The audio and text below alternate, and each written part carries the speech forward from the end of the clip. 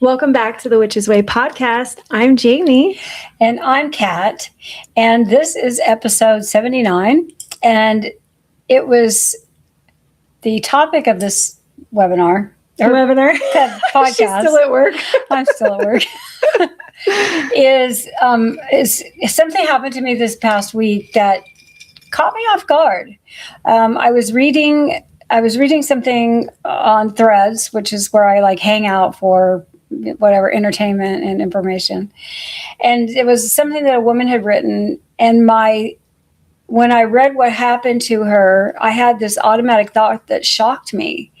My thought was, and I can't remember the exact words. I really wish I could, although I'm not sure that it matters, because I think what surprised me so much was that whatever it was that happened to her, my first thought was, well, why did she do that? Or why didn't she do something? So it's like the blame was on her. It wasn't her fault, obviously, but my automatic thought went to, well, it was kind of like, if you were out somewhere, it's like, well, why was she there? Or why was she wearing that? And it was so weird to me. I was like, oh, why did I just think that? You recognized it. Why did that thought automatic? Because I don't feel that way. When I read that something's happened to a woman, if she got accosted, cussed out by some guy, some bullshit that's happening to us all the fucking time in the world as women, when we're just trying to be. And then some usually a man comes along and interrupts our world and does something or says something crazy. And then we have to either defend ourselves or walk away from it. And I was just really surprised at my reaction. So I'm like, okay, so what's underlying this, right? So that's the topic of this, these automatic thoughts that we have as they relate to things that happen to women, and women blame themselves, or women blame other women, or they don't blame the people who are responsible for it. So this is about the patriarchal system, our automatic thoughts around it, how we've been conditioned, socialized, trained, all the things, indoctrinated, to have these beliefs that even though we want to, even though we're working to get rid of those beliefs and replace them with something more in alignment with ourselves, aligning with who we are today and what's in the modern world and what we want the world to be. I think that's even more important, aligning our thoughts with what we want the world to be. Yeah. But we still have these things that we have to fight. So that's really what the topic of this is about. So when it was what did she do? What did she say? Why was she there? What was she wearing? I was just really shocked at my automatic thought that happened when I read that, and how the thought was, whatever it was, the thought was directed at the person who had not the person with the wrongdoing. Yeah, not the person who did it. And I was really taken aback by that. And I'm like, what the fuck was that?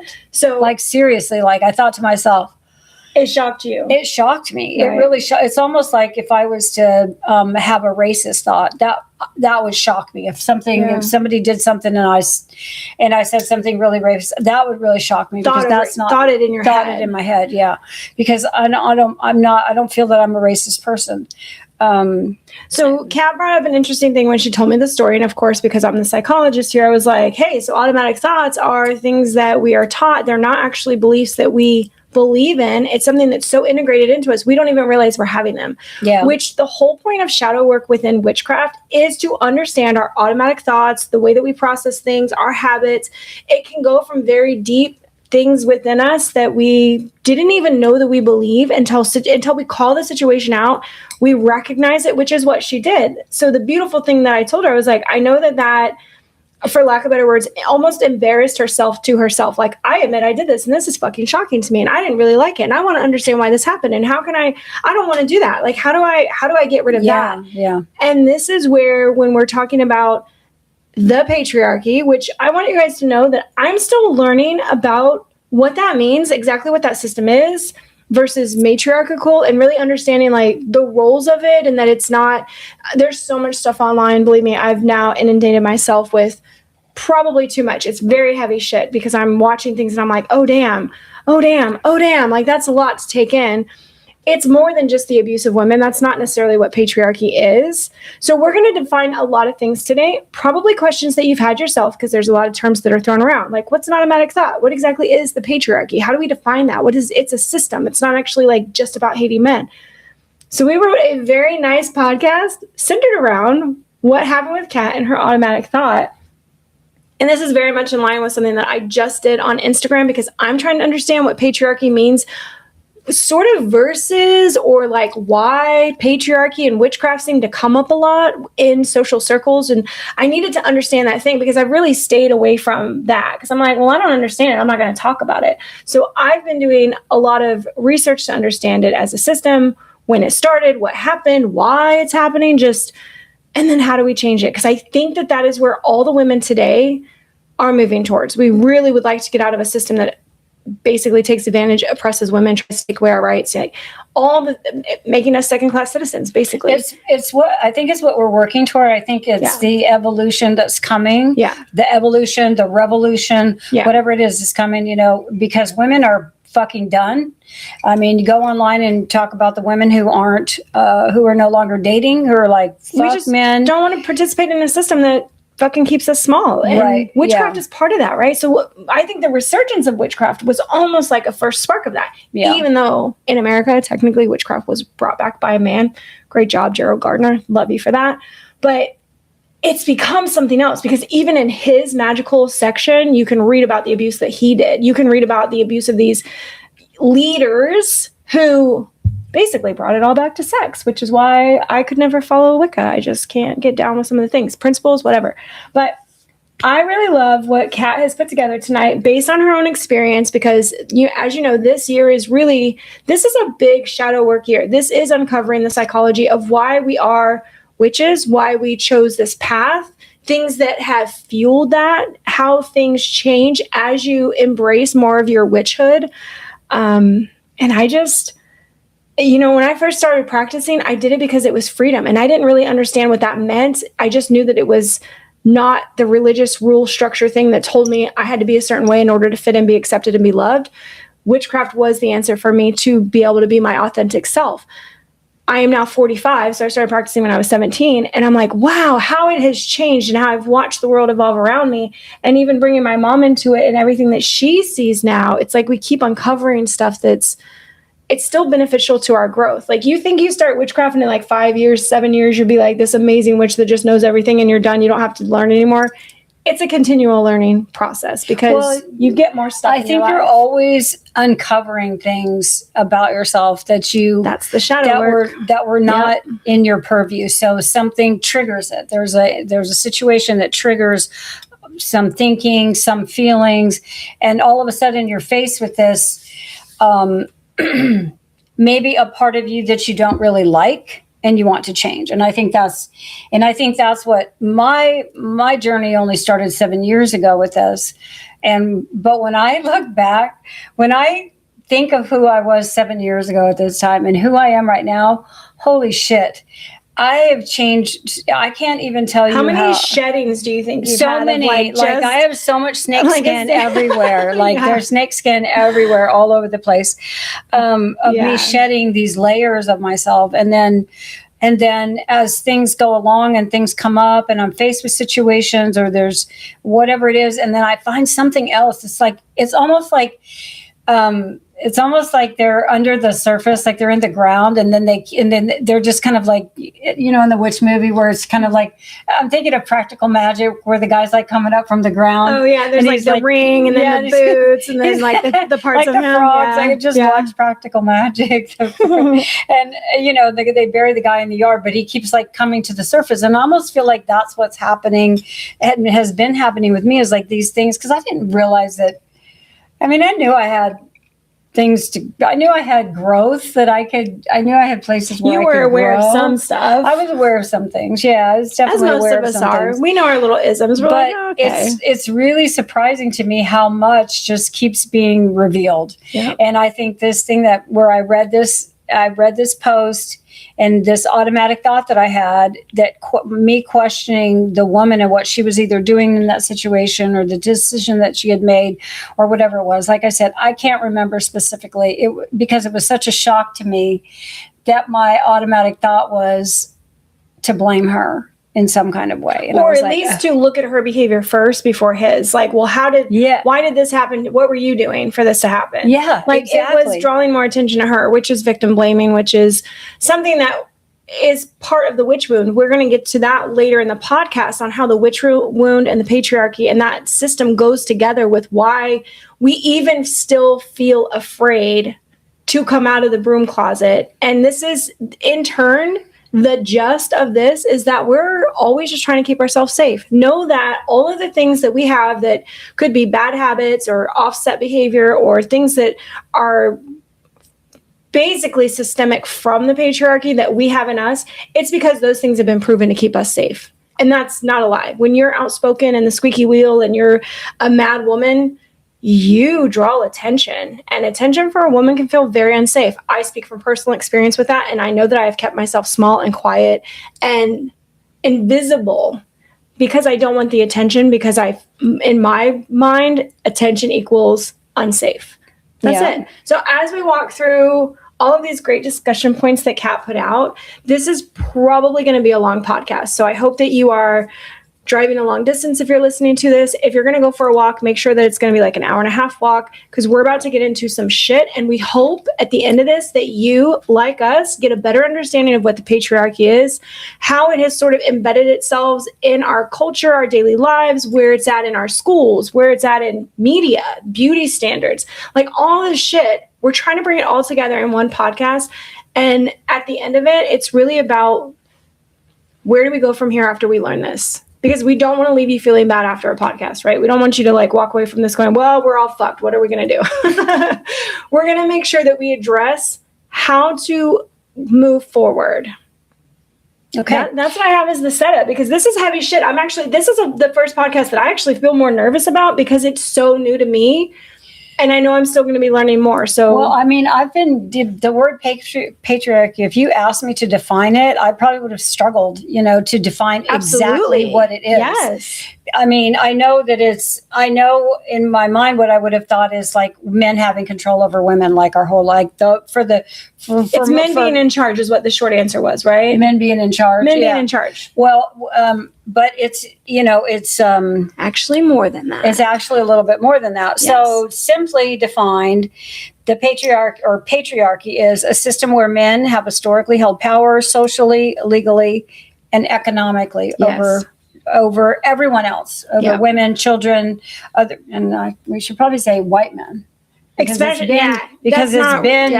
it's been white men throughout history that have typically held the power over everyone else, including men that weren't white, women, and people of color, anybody who wasn't a white man. Yeah. And wealthy.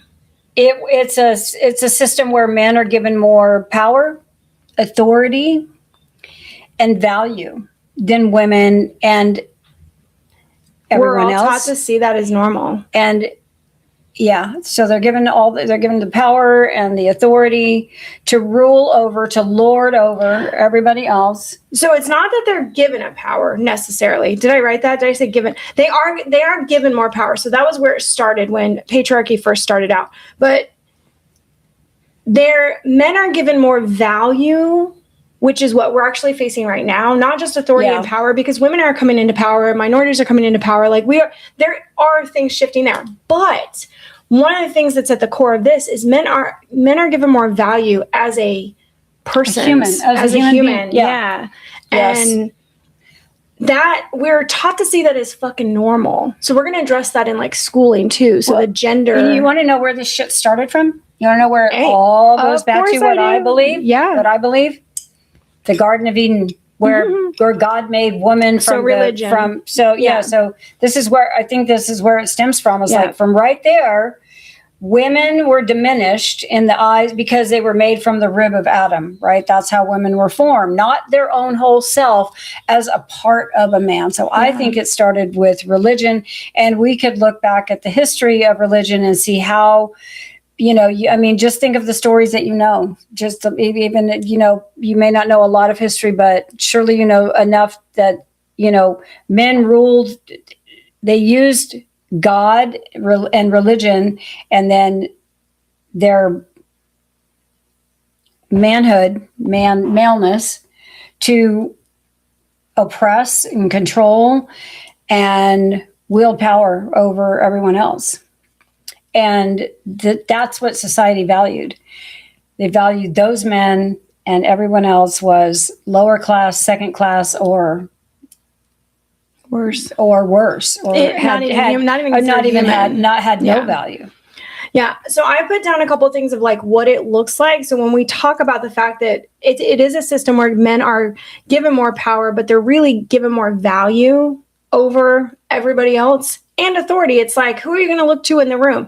And we see this in fucking movies. I wrote examples. I'm not going to jump ahead. I'm going to try to stay really fucking on track. My ADHD is really urging me to jump off track, but I'm going to stay on track.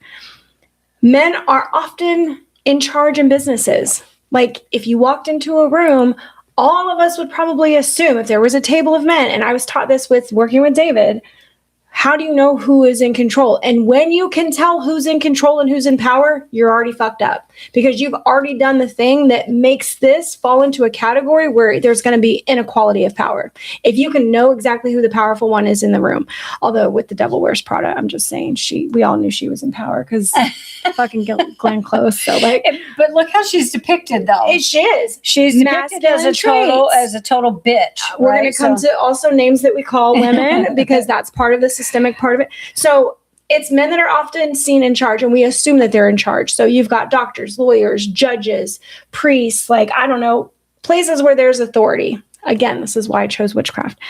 Masculine traits. So you have to be more masculine leaning. So it's not just that if you're a white man, you have to be masculine and so there's like a whole thing about what a masculine trait is, right? Because if you were a white man who is gay, no, they're not going to give you power and authority and make you have influence over anybody. So there were masculine traits, which they considered were logical people, not showing emotion, being very hard, like, no, this is the way it is. So emotion was literally considered a bad trait for somebody. Being able to have control and be productive. They've got to be producing something. They've got to have action. This is very Mars oriented of action, fight, war, fighting for something. We're working towards something. There's got to be movement in being masculine. So those were valued over the feminine traits, which of course is like kindness, creation, emotional intelligence, intuition, nurturing, healing, fucking medicine. That was all women first. Men, that was like not a man thing. They were like, tough it out, go rub dirt on it. So also in a patriarchal system, women are actually rewarded. This is how they reinforce it in us. This is good girl behavior. Women are rewarded for being agreeable, the attractive of whatever the standard is that men say is attractive right now. Okay. Who's ever on the front of that magazine, who's ever being like 1 million likes on Instagram, whatever it is, whoever has the attractiveness, women are rewarded for that shit. And then when they're accommodating, you can see all the bullshit the men say about like, she was a bitch, she was this, she was that, she was an angry woman. Oh, no. They don't like it when we have feelings of our own. They're just like, be accommodating. I'm thirsty. I'm doing something. I'm busy. That's woman's work. Like, oh, that shit. Oh, I think I might sweat during this podcast. I think I might get fucking hot. That really pisses. Right? That makes me so angry. Like there's a heater in my chair right now. That makes me so fucking angry. You just don't even know when I hear shit like that.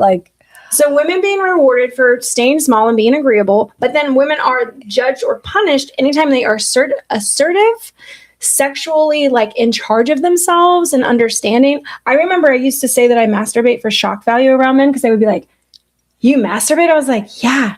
Do you not jerk off? They're like, yeah, but I'm a man. I was like, oh, you're like, okay, that's crazy. So that was my first experience with it, was like sexual authority over myself. It wasn't that I was sleeping with a bunch of men, but just the fact that I knew how to pleasure myself, they were fucking threatened by that. insane. I'm not surprised. I'm not surprised at all. I had a friend who, this was 25 years ago, we used to go out to the bars and stuff together, and she was like, her whole attitude was she was going to fuck whoever she wanted to fuck because men do it, so why can't she? Sure. But the only problem with her is that she would feel bad afterward if the guy, I remember one night we were out and this pretty cute guy, she went home with him, fucked him, and then he didn't call her. And then she felt bad about that. And I'm like, she tried to play by their rules to be equals, and it didn't work in her favor. But she couldn't, she was, that's the struggle, right? If you try to act like you don't care, but then deep down you're still dealing with these things where it's all that judgment stuff. It's all that it's all that conditioning that we have that women don't do certain things. Women behave in a certain way. They don't do. It's just God. Yeah, we're gonna get into that. Oh my God. So I just want to reiterate that the patriarchy is, and this is not about hating men. Okay, so the patriarchy is not just about men being in charge and being assholes and being terrible people. Because it's a system. It's not about the individual, right? And so we're not man-hating. I was just talking to Kat before we started this. I'm like, I have an amazing husband, and this shit sort of messes with me when I start. And I have a son, and my sister has 2 sons, and I had a father. And like, yeah, I know he wasn't perfect because I know stories, but when we start confronting patriarchy, I think any woman who loves a man and has men in her life, or sons or cousins or uncles or brothers, and you love them, you don't want to think of them as bad people. And so we just want to reiterate that we are talking about a system that literally promotes this, where men can fall into it and they can have, just like us, we're all integrated into it. It wasn't a fucking choice. None of us got to choose this. What happens now is that we have knowledge, we gain knowledge, and then we choose how we act. We didn't get a choice before. Well, I want to just say something, because we talked about how women were rewarded for being accommodating. True. Yeah. Men are also rewarded. Mm-hmm. They're rewarded for being, that macho guy, that take control guy, that leader guy, that CEO type, that whatever, they're rewarded for that. Yeah. They are, they're promoted. And they're thought of more manly. They're promoted. They're elevated. They rise to the top. Yeah. They rise above. They take over corporations, all of these things. So they are also, it's also the patriarchal system is also reinforced with the men. And it's bad for them too. Don't think that men don't get hurt by this system as well. They do. It's not like they have to basically disregard any parts of themselves that feel emotional or have sensitivities or want to love their wife in a different way, because they'll get made fun of.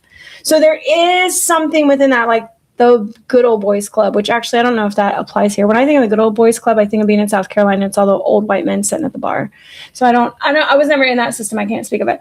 But it's what I think of as like men have to acclimate to whatever the older man says, this is how you behave, or else you don't get into the club. And again, safety, acceptance, that is humans. That's what we're looking for. That is what is in our, anything biological, motherfuckers talking about we need to have kids and all these other things, women, because that really makes me mad. Biologically, we are all, our brain is wired to come together, to be in a community. So we are looking for acceptance. And so if you have deviant behavior, you're going to look for other deviants to be accepted by. And if you have a more good-natured behavior, you're looking for that. And that could place you in different social classes. Well, so it's there's some convoluted ideas as well. When you think about how the patriarchy has just like been passed on from generation to generation to generation to generation to generation for thousands and thousands of years. Mm-hmm. You think about the men that were raised by the men who behaved a certain way, did certain things, treated their wives a certain way, owned stuff, ran stuff, treated people like second-class citizens. Their sons and daughters watched all of this and learned from it. And so then it's perpetuated from one generation to the next. And so I guess we'll get into the parts about like, how do we change this? We're going to get into that. We wanted to give some historical stuff first though. Okay. Because again, we want to educate you the way we've been educating ourselves, because I don't think it's fair to talk about a topic and then just pretend like we all know what the fuck's going on. I think that this is massive, and one podcast does not do it justice, but we're introducing a topic that I feel is really relevant because it seems to be now attacking witchcraft and women's rights, and that's what the fuck we are. So I want to start understanding my enemy, basically, which is a patriarchal system. I'm not going to name any specific people who are my enemy, although I probably could. but I'm naming the system that wants to attack my freedom to do what the fuck I want to do, and what you want to do is your freedom, and that's and it could all be different, but this is why I think the conversation is important. It's the system that where there's not equality between the two sexes. There's not equality for rights, privileges, anything. You know, so men get all this here, and women get the leftovers down here. Yeah. So, and it's funny because I almost said, and it's not all men, because I know men that didn't play in the system well, and they didn't get rewarded, right? Just like women, or women who decide that they're going to be a certain wife and just like deal with that, but they're very fucking unhappy, but they do it because they want to exist in this space. Like, I've seen that too. So we all decide our parts. And I just think that with more education, you can choose where you want to put your energy and efforts, and start to kind of suss out like the people that are not, that ultimately would not have your back if, what was the name of the town with Handmaid's Tale? Good.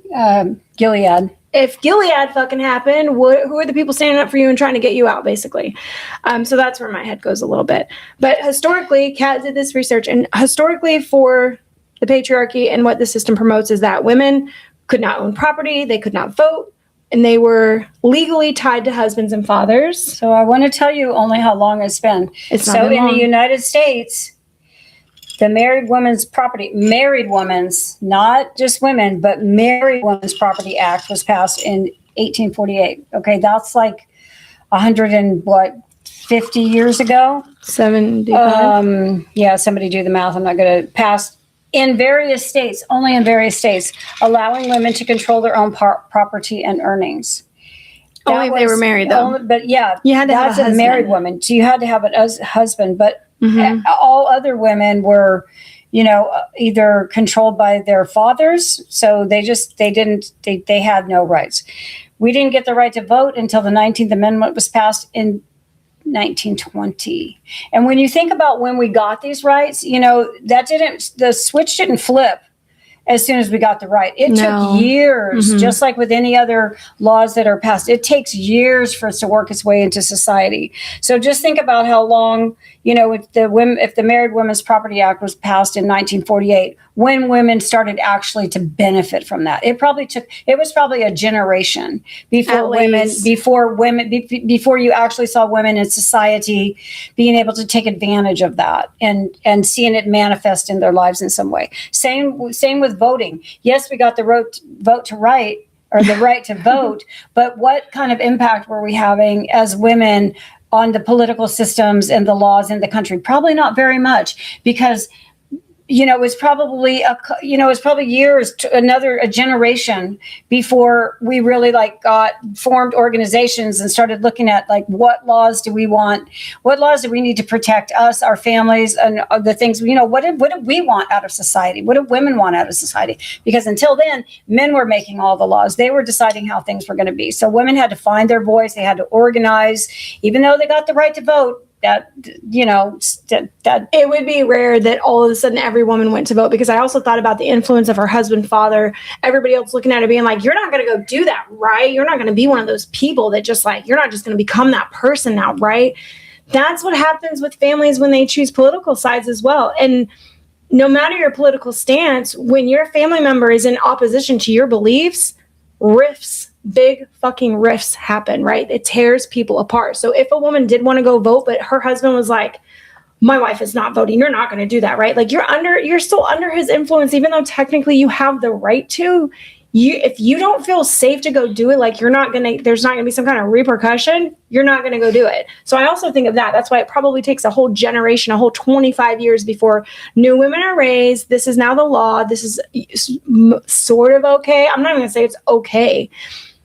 In Florida, you're starting to see some shifts, though, after after a generation. I think more women just standing up for themselves too, where they get mothers that are like, hey, when you grow up, I couldn't do this for myself, but when you grow up, I want you to fucking do this. So they instill it in them, but it takes that woman growing up to that age to be able to vote and do the things different from her mother or her parents. So one of the ways that women have always been controlled is through our bodies and our reproduction. There was no such thing as marital rape. There was no that came along like much. That's very new. Marital rape is very new. But, our bodies and having children. So birth control, the first birth control pill was approved by the FDA in 1960. But do you know that the Catholic Church was like, oh, absolutely not. Any kind of like contraceptive goes against the will of God, right? So women were just supposed to like keep cranking out babies. 1960, I was born in 58. Okay, so my mother was 25, around 25 years old. And do you know by the time she was 27, she had 6 children?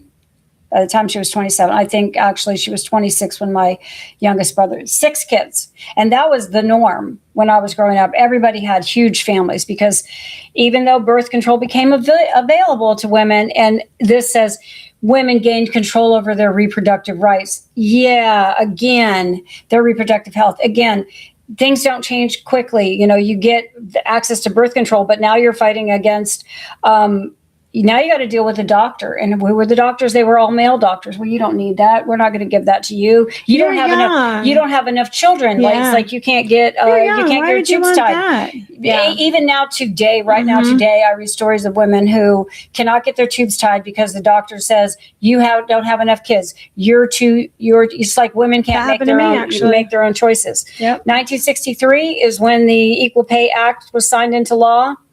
This was supposedly to reduce wage disparities, but women have always been put into these jobs that were menial. What they consider like, and not the teachers are menial, but the pay. Like the pay and the jobs and the pay and the opportunities for growth. Teachers, they didn't want them to be successful and have power and have money and all these like changes. Service roles, right? Yeah. So serving people, doing things. Everything that grew the fucking community, basically. Let's see, 72, Title IX, that was passed. That banned sex discrimination in education programs that were receiving federal funds. There's the caveat right there. If they were receiving federal funds, sex discrimination was illegal. Education programs, but everywhere else it wasn't. So it was only men being educated. Women were not allowed to be educated is what Title IX was about. 74, the equal credit opportunity. This was when women were allowed to get credit cards and loans without a male. 1974, you guys. 74. I graduated high school in 76. So I was 15 years old when that law was passed. And I had when I think about that, I'm like, Jesus. This was in your fucking lifetime. This was in my lifetime. Yeah. Yeah. So that's some history of, women couldn't own property, couldn't vote, and were the legal property of their fathers and or their husbands. Yeah. If you didn't like your father, you needed to get a husband to get away from your father. Who had control over our bodies, our sexuality, our movement, and our voice. Yeah, even driving, having a car, owning property, having a house on your own. There was nobody being able to be a witch in the woods anywhere. For most of our history, because we've been around for a little while now, humans, have been around for, 2,000, 3,000. They've been around longer than that, but I mean, like societies, like we can look back and say, here's the societies that got us where we are today. Women were second-class citizens. That's it. No matter race or continent or anything, or somebody else's property. They never have had, and so it's just been this really short period of time where we've gotten any control over our lives and ourselves and decisions and things like that. And that's when you think about that in terms of how long we've been here and how little time and how we're still trying to fight. We're still having to fight for like everything. We're still battling these men who are like, women can't do certain things or they're not smart enough or, the glass ceiling. Glass ceiling is really common. We're being paid less. We do the same jobs. We're paid less than men. Since I don't know what the glass ceiling is, the glass ceiling is where women in corporates can only rise to a certain level. And then they hit this glass ceiling and they can't go beyond that, where men, they can go. Why do they call it a glass ceiling? Maybe because you can see them, you can see where you could go, but you can't go, but you can't get past like it. I'm not actually sure why it's called the glass ceiling. Okay. That's just something that that I've heard. Yeah. So the next topic, now that we sort of know the history and where all of this comes from and how it started, it's how the patriarchal system becomes internalized. So this is the part that really each individual has to take a look at, because you don't even understand how it lives in your daily life without knowing what it is and then looking at things. Like, I'm no joke, I've been doing research on this for 3 weeks trying to figure it out because I wanted to pinpoint it. Because in my mind, I'm all about women. I'm all about fucking women. But I will say, like Kat, I noticed myself doing things when I was over in Europe recently of like, why is she doing that? Why? And I was looking at the women and their behavior, and I'm like, Jamie, this is not who you believe you are. Like, so you're this automatic thought that comes up, and what an automatic thought is it's something that pops into your head that you don't even have control over. You just hear it, and you're like, what the fuck was that? Whose voice was that? Where did that come from? You only think that of it when it doesn't align with who you are now. That's how you know you're shifting. But when you have automatic thoughts where you're like, fucking bitch, and nothing, your brain doesn't go like, why did you say that? You're still integrated. So when you start questioning the little things that pop up in your head that you would never say to anybody else, but they go through your mind, that is where you can see the patriarchal system really like being internalized. So we're going to go through some of these. It's how to experience the patriarchy without even knowing it, how we all experience it without even knowing it. And you're going to recognize things in here because, man, when I was like writing it and reading through shit, I was like, oh, I'm exhausted. Well, again, when you think about how short of time, how long we've been around, how long we've been building societies and generation after generation after generation, and how short of a time it is that women have had any fucking rights at all to anything. And, and now they're trying to take rights away from us again. They're trying to change voting laws. They've taken away our right to abortion in many states. And there are people in this country who are trying to outlaw abortions across the United States. Well, and I also thought about this for me because I was in the military, and I feel like I really got good at the boys' game in the military. Like I went full in. I literally abandoned everything feminine or any kind of like, my sister actually had to teach me about like girl code and how women should treat women. And I was just like, no, you just acclimated yourself to your environment. We were on a ship with 5,000 men. Yeah. I mean, not wrong. And how many women were on that ship? So if you had 5,000 people on a ship, which that's a carrier, my ship was more like 3,000 and most of them were men. I mean, that's a small town. 3,000 people, maybe 250 of us were women. Maybe. And my ship specifically, my very first ship, the one where I had my sexual assault, that ship had only had women on it for 2 fucking years.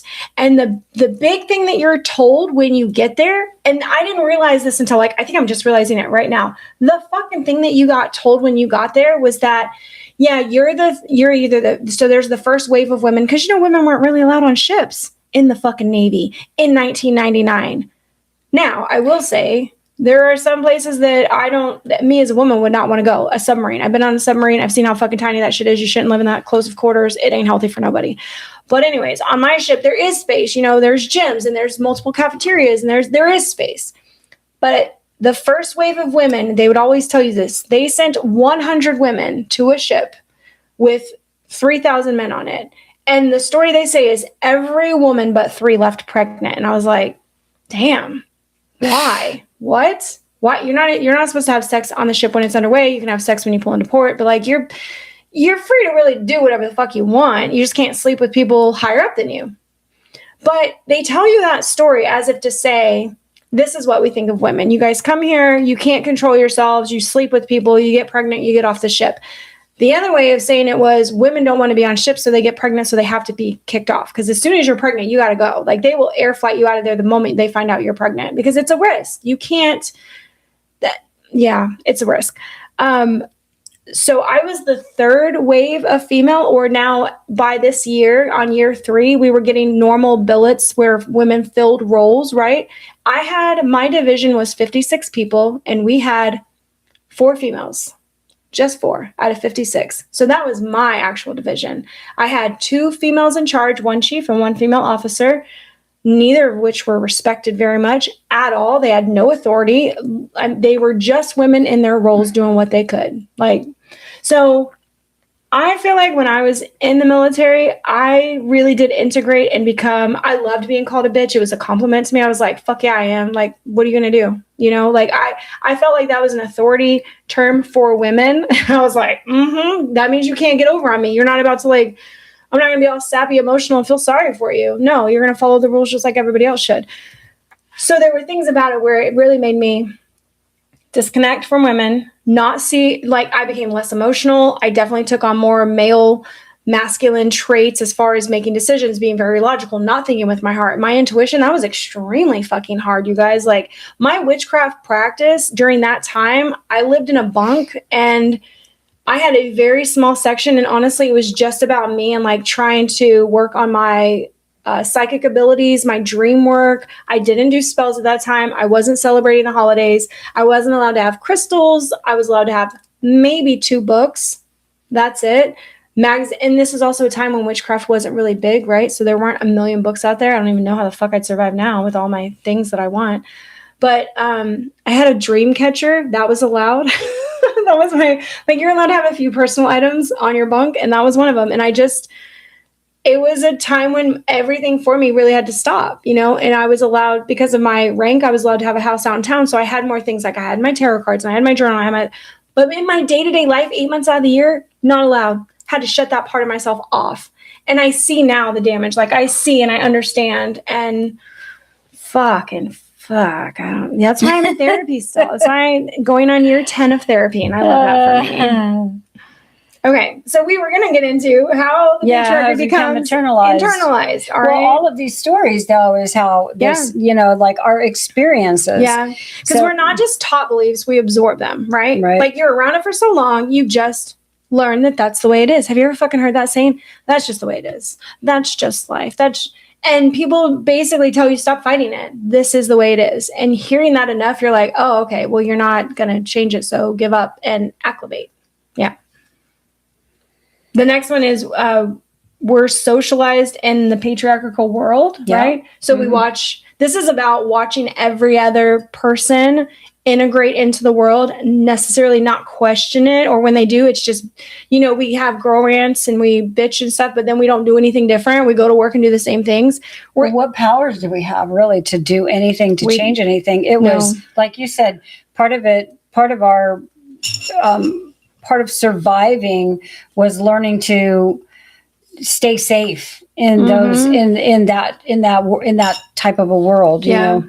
And I think about, to rationalize it, when you feel like you're an individual working against a system, you're like, how much change can one person bring? And if I can't find people to rally with me, I am alone in this. You're not all on your own. Yeah, it's you against the world, right? Yeah, definitely. Well, many of us, like me, were raised by mothers who had few rights and were objectified by men.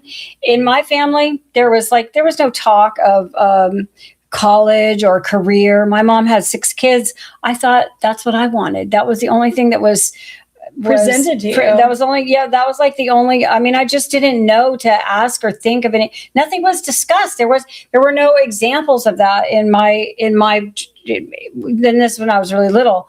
In my neighborhood, all the women stayed home, took care of the children, and the men went off to work every day, just like in that one movie with Harry Styles and Lawrence Pugh, where Don't Worry, Darling.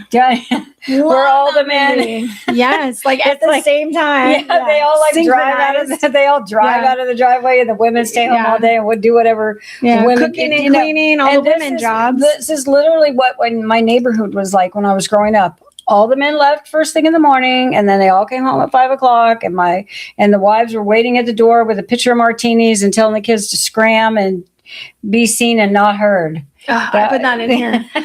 What I really love that you put in the notes is that You didn't know that there were other options. And that is why we do what we do right now. It's why I chose to start a whole witchcraft thing back in 2020. I was like, you know what? People don't know what they don't know. And given another choice, I bet you they would choose the path of freedom that feels better to them than the one that creates rules and tells them to lessen themselves. And that is why we continue on. And I think that's why this year we chose the hard topics of everything to do with shadow work, because it's bigger than just like lighting candles and setting your intuitions and getting moon water. And like witchcraft is bigger than those things.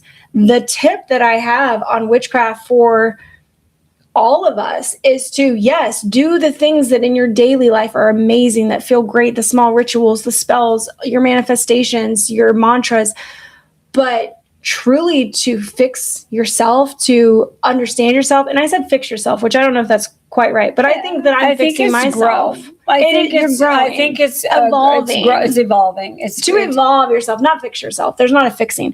To evolve yourself. Yeah. To get out of the rut of what you were born into, to reach your highest potential and what you believe that is.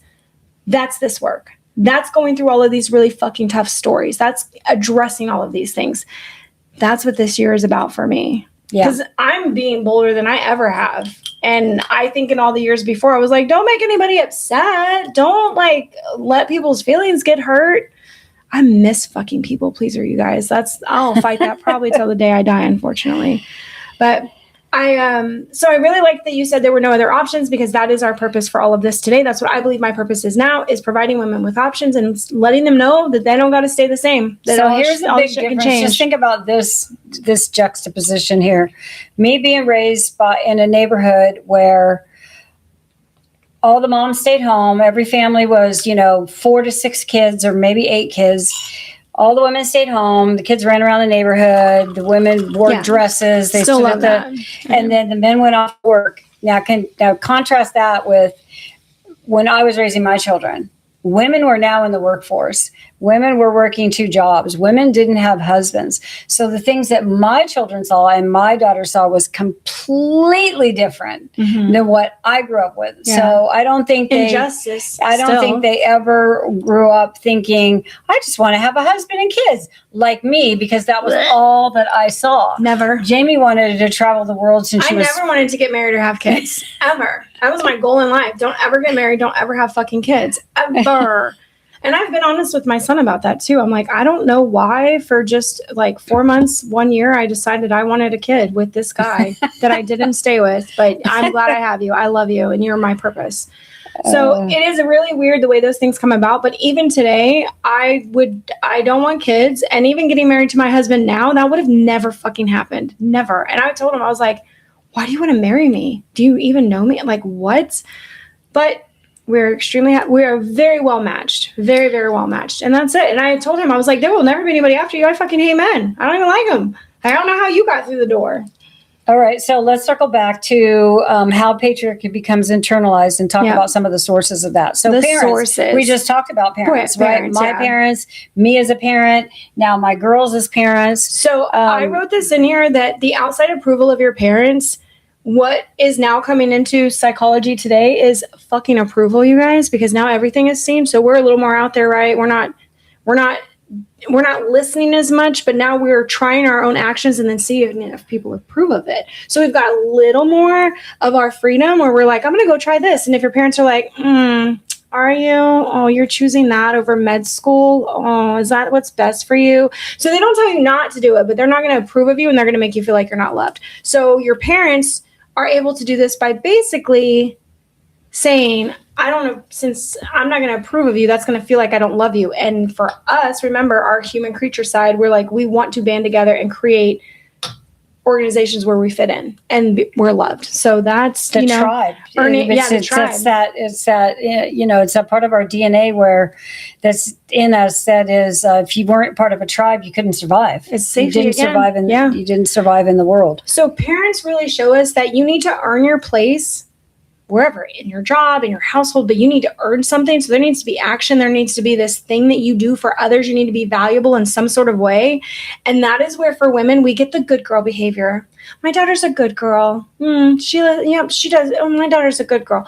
I remember growing up with that shit. And the term was like, yeah, I understand that. I'm a good girl. I'm okay with that. Like, I'm not a bad girl, but it never quite set right with me because then my sister, who's 5 years younger, she became the bad girl. And I was like, she's really not bad because she was way more adventurous than me. And I was like, I don't think that's bad.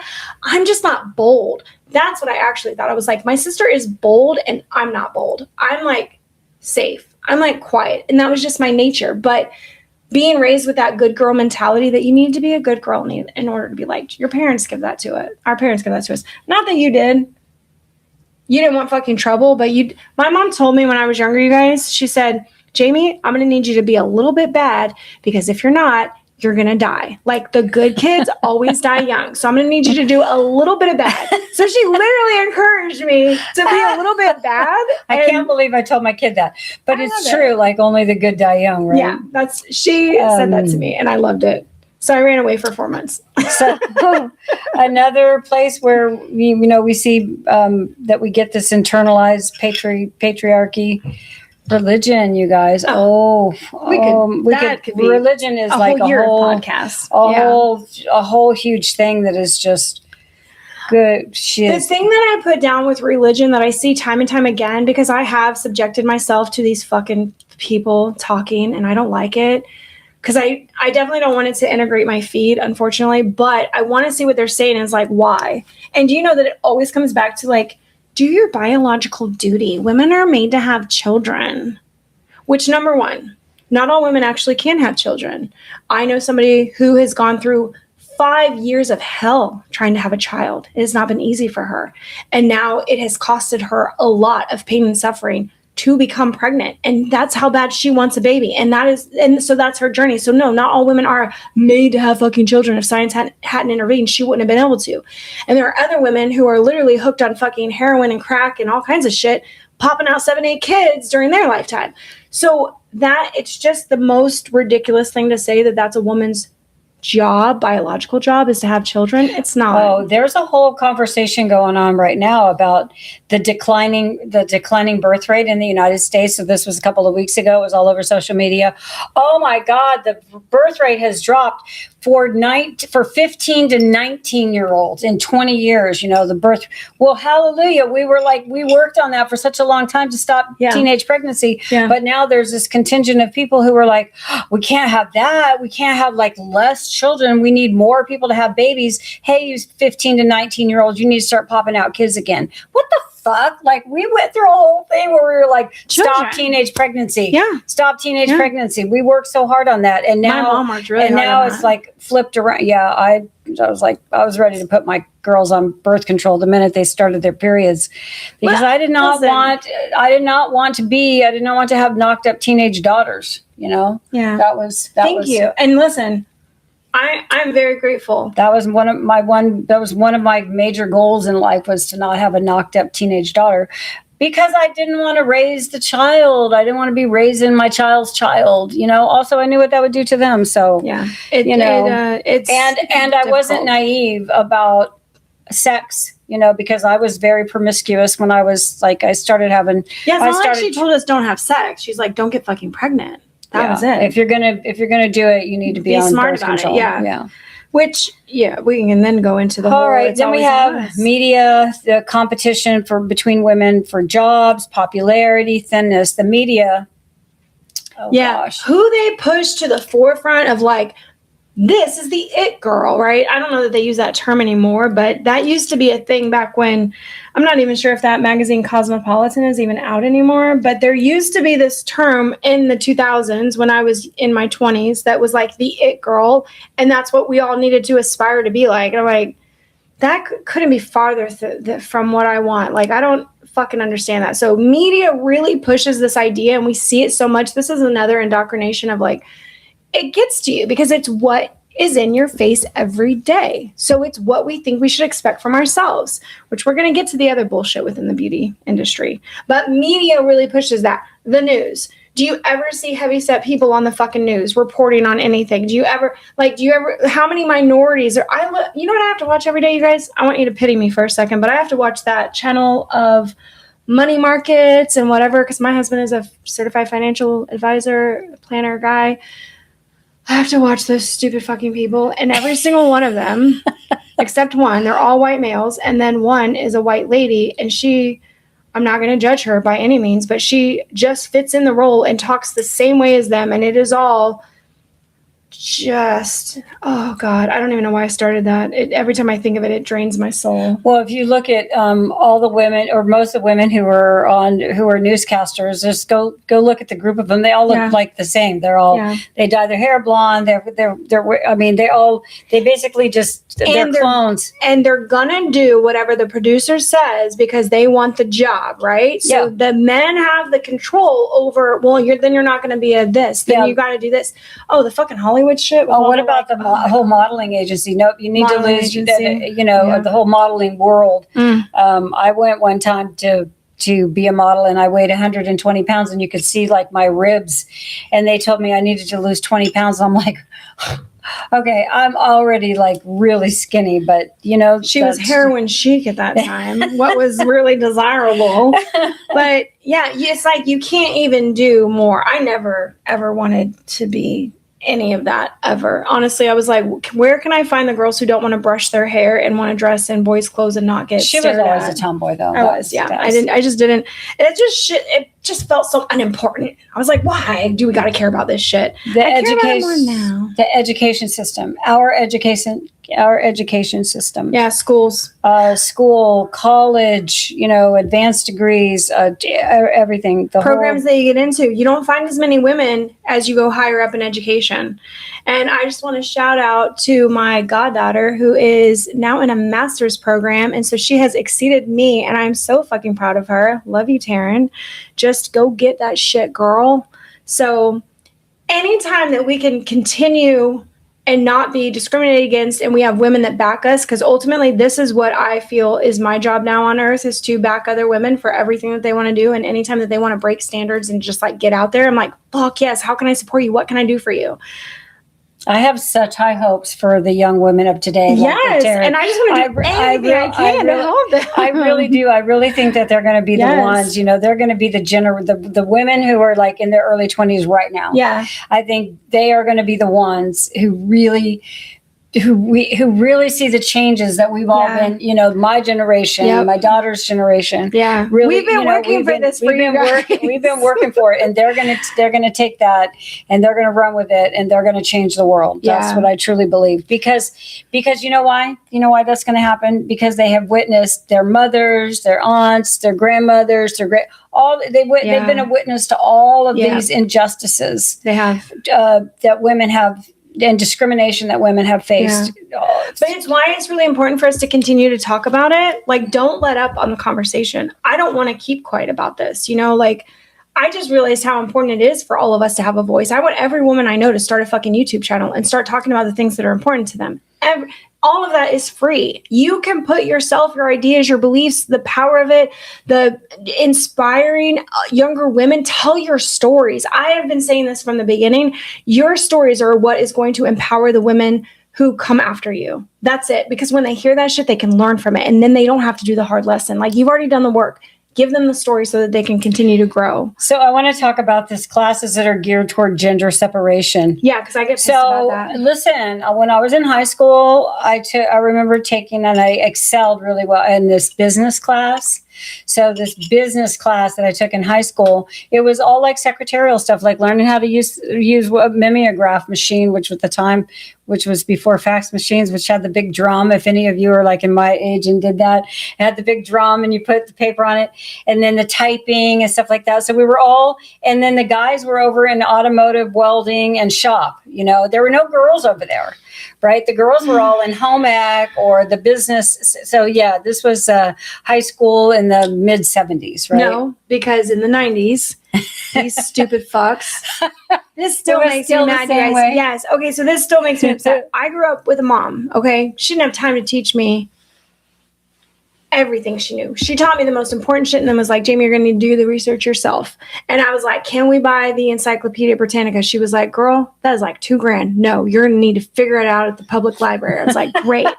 So I had restrictions on how much I could learn and from where. So you know what I did? I went to my school counselor and I was like, I want to be in automotive. And they were like, why? that's crazy. Don't you want to be in home ec and learn to sew and cook? And I was like, no, I have that education at home. What I don't have is a fucking dad to teach me about cars. And I really don't want to have to depend on a guy later when I need to change a fucking tire. And like, my mom works 3 jobs. She can't teach me this. Do you know that they fucking denied me going into automotive class so I could learn about cars when I was in 10th grade? So this was the 90s. 1997. That's fucking bullshit. That's fucking bullshit. Oh my God. Instead, I have a lovely little seal fucking plushie that I sewed to perfection. That's what I fucking learned. And I already knew, my mom literally was a seamstress and made all of our clothes. Look, this is...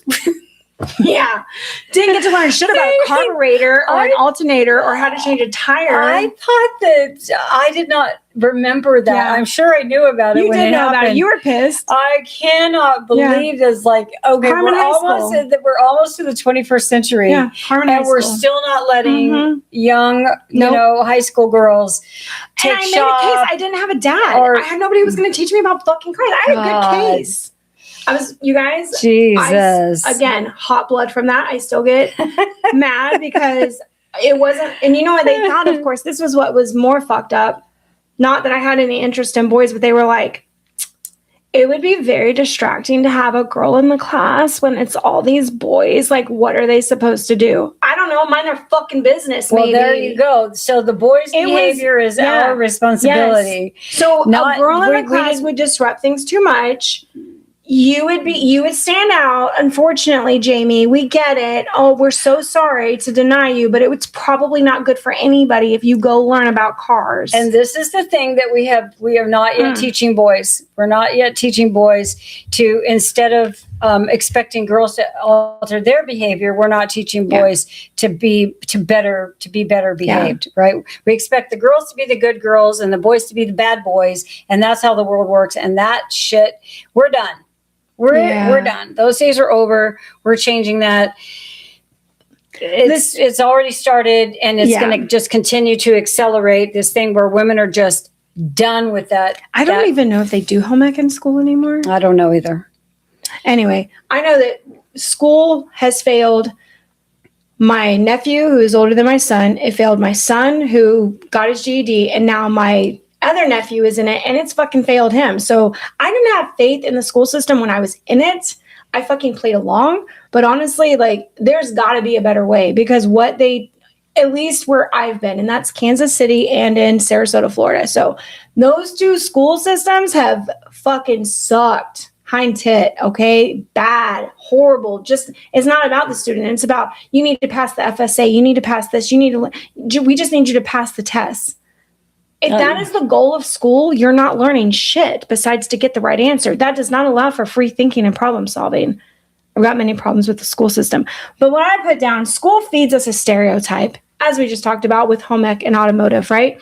Boys, this was the thing that was said about boys when I was in school, and I believe is still true from my son being in school. They gave a lot more chances to boys they're just more active, they're rambunctious, boys just have more energy, they just need to do that. Like, they make a lot of excuses for boy activity. A lot of excuses. That's all they're doing. They're making excuses. A lot of excuses for boys' activities and the bullshit that they do. And I know this because my son was just in school like 4 years ago, and I watched all his bullshit because he was not well behaved at school at all. Now, we didn't know he had epilepsy at the time, but I'm not going to make excuses for him. He was fucking up, and he was angry, and he was all over the place, and he wasn't caring about anything. And he's like he's, okay, I'm momming it. So boys are more active, rambunctious, they're physical, they're loud, they're not emotional, they're more logical. So these are all the excuses that we gave on why boys needed to be over here doing this thing and why girls need to be over here, because the girls are and why you can't put them together. True. You can't mix them. Yeah, they got to stay separated. Yeah. So girls are to have more manners, okay? They're to be polite and cross their legs, and they need to be put together. Like, don't be disheveled coming to school. What's wrong with your outfit? You didn't iron that? Your shirt's not tucked in. What's going on there? You know, why is your face red? Have you been crying? Honey, don't cry. That's a private thing that you do. So don't speak up, and don't, please, for the love of God, make a decision or cause chaos anywhere. Don't have a fucking opinion. That was school. And I did have 2 really cool teachers in Harmon, the school that didn't allow me to go to automotive, that were really smart men that actually was like, you can go really far. You're fucking awake. They used to say that. The one guy, he used to tell me all the time, he's like, you're more awake than anybody I've ever met. And I didn't know what that meant, but I know now what he means, because I saw and I heard and I observed and I witnessed. And I was like, I'm more awake than other people. And I love that. I have no idea where that guy's at, but good male teacher who never crossed the line, always kept his distance, like was a good structure of a man from a young woman's point, definitely. Next, we get into culture. All right, I spent a lot of time on school bitching, you guys, because I got feelings. So, well, look how much time we spend in school. We spend so much time in school. We spend, from the time we're 5 years old until we're 18 years old. I know. We're in school. I just saw this thing about Billie Eilish, which, I really find her in so many ways very interesting as a human being. But her mom, she was like, parents are lazy if they send their kids to school. And I was like, that's shocking statement. Like, what? Most of us can't afford to keep our kids home and like, blah, blah, but whatever. I watched her little interview and it was her mom wanted more for her. And I was like, dude, if I could have, I would have absolutely raised my kid at home and taught him more than the school system ever could have taught him. But I'm sorry, I don't know why I interrupted like that. What were we talking about that made me say that? I don't know. We started talking about grooming. Because how much time you spend in fucking school away from your parents? How much more could I have learned from my mom being at home with her if she was allowed to like homeschool me and teach me shit versus having to work 3 jobs just to raise us and pay rent? Yes, that was my point. Okay. Billie Eilish's mom did that for her and I love that. Okay. Culture. Grooming us like they wanted. Oh my God. Grooming us to be what they wanted. Yeah. Smiling when we say no. Oh, I see this in videos all the time, you guys. I cringe now. And I'm going to notice when I do it. Do you ever say no polite? When you say a polite no, you're like, no. And for everybody who's not seeing this on YouTube right now, like I'm smiling, say no, no, thank you. Yeah. We do the polite fucking no. Mm-hmm. Yeah. That's actually, men don't take that as a no. They're like, she likes this. She wants more of that. Just so you know, that culturally, people are like, no. Well, because what we're taught as girls and women is that, to be impolite is unattractive. Oh, don't be a mad woman. Don't be mad. Don't be and again, then you're called a bitch, right? So the ultimate is or worse. Yeah. Where do I have that? Oh, that's at the end of this culture thing. Yeah. So I wrote this, so we're going to read through some of my chaos writing. Is that okay? Of course. Okay. Yeah, it's a little chaos writing because it was like what culture has done for us, the American culture. Okay, so I have lived in Japan and I lived on Guam. So I've experienced other cultures. I lived in Afghanistan and I lived in Iraq. All right, so those are all my places that I've lived. So I've witnessed other cultures extensively for certain amounts of time. But in culture in America, what's really interesting is that they do groom us for what they want from us, which is to be smiling and polite and don't cause issues and don't be mad. You shouldn't be upset, honey. What's wrong? Oh, the fucking honey word. Okay. It's unattractive to be mad. And men will say this openly. They're like, as soon as you have an opinion different from theirs, you're a bitch.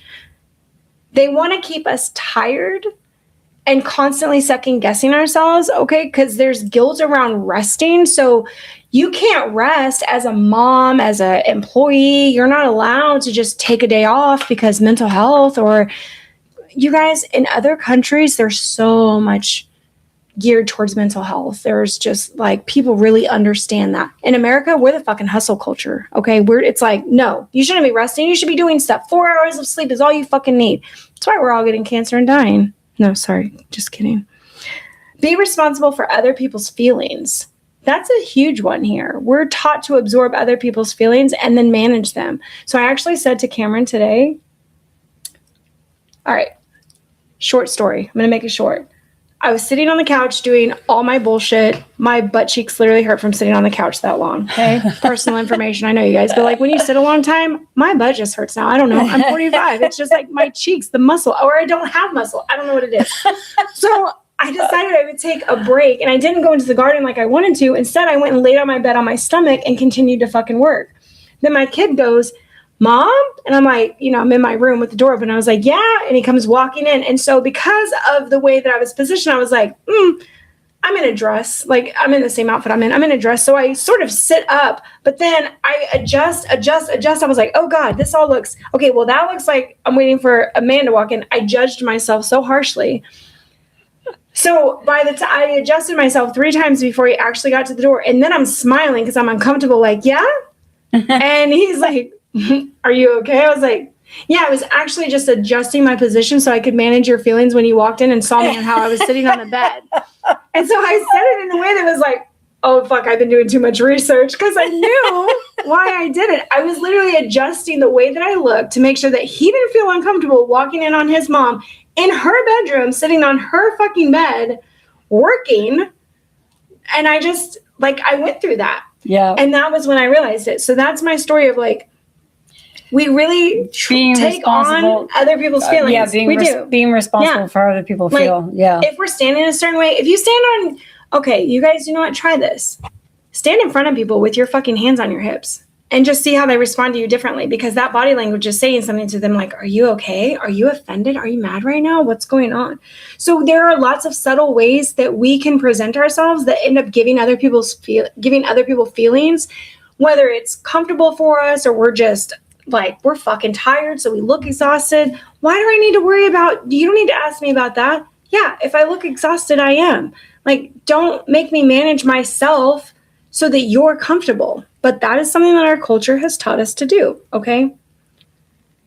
The body count thing. All right, this is on a different topic, but this is about women who are perceived as whores. My friend Betsy, who was like, I'm just going to act like a man because why not? I like sex, but then she would feel bad. That was my friend. She just had dissonance in there with what she wanted to do versus what society expected of her. So she was still, even though she presented like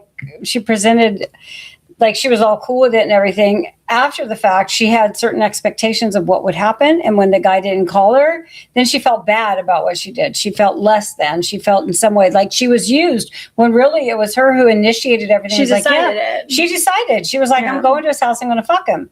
And, and I'm fine with that until the next day. And then she doesn't hear from him, and days go by, and then she never hears from him again. And now, because of what society has taught us about being women and sex and men, now she's feeling like shit about herself, and she's beating herself up and second guessing her decisions and feeling like I mean, and it's just to witness that, to see all of that, I watched this whole thing take place over the course of probably 2 weeks.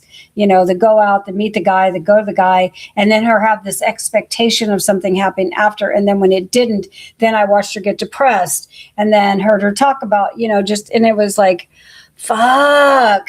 We can't get away. It's really hard to get away from the conditioning. That's because she was dealing with the integration of the patriarchal system versus what she was just willing to do. Yeah. Exactly. And be okay with.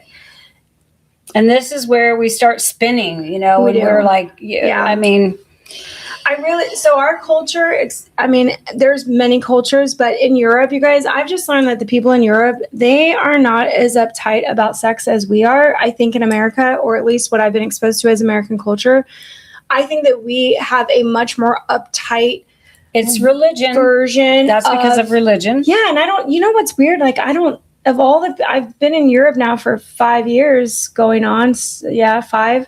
And out of all the people I've met and all the things that I've seen and all the stories and just everybody, there has never been a thing about being uptight about sex or like even talking about it or casual dating. It's just, and they don't prosecute each other for it either. Where I think in the States, and I am 100% fucking guilty of this, because I had the thing that was like, purity is the necessity, which is fucked. Just so you know, I know that now.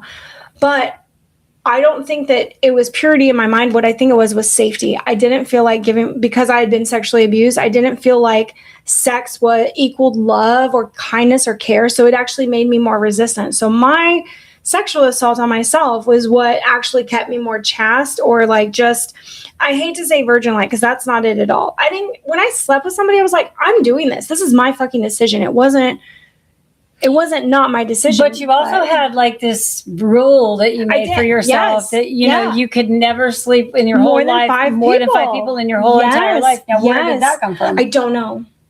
I think I was so afraid of sex. Again, part of this is you, right? This is all the warnings my mother gave me of, that's not what satisfaction is. That's what my mom taught me truly, that sex does not equal love. And what Jamie wanted, young Jamie, she did not want to be used, and she wanted love if there was going to be a relationship. I didn't want uselessness, because I think that if we're going to have a physical connection, I didn't want it to be fucking useless. I'm like, then why would I do that with you? Why am I gonna expose all of this and be vulnerable with you if it doesn't fucking mean anything? So I think that I thought maybe I could get it right by the 5th time. I think that I literally told my Virgo rising was like, but you got 5 times to get this right, and then after that, you're cut off. If you can't get it right 5 times, you're done. I don't know. It's really wild because, of course, it's comical, right? And even, so I like made that shit up when I was probably 14. Before I even had sex, I'm sure I made that up. But when I got to guy like, say 3 or 4, I'm trying to remember who they are. But I'm sure once I started having sex with people, it was like, this is not that big of a deal. Oh my God, I really put so much weight on this. But in where I was, losing your virginity was such a fucking benchmark thing, which is why I still love my sister, because my sister's like bucked against every system ever and taught me so much about just loving yourself and doing what you wanted and not thinking about what everybody else is going to be happy with. Good girl behavior, guys. Good girl behavior. Good girls don't sleep. Blah, blah, blah, blah. My sister wouldn't tolerate any of that shit. And I had to learn so much from my sister, who is 5 years younger than me, because her boldness, her tenacity, her audaciousness, which sometimes felt like a problem. Can't lie. Sometimes it was a fucking problem. Sometimes it was a problem. Sometimes it didn't feel like a problem. It was an actual problem. Lawfully an actual problem.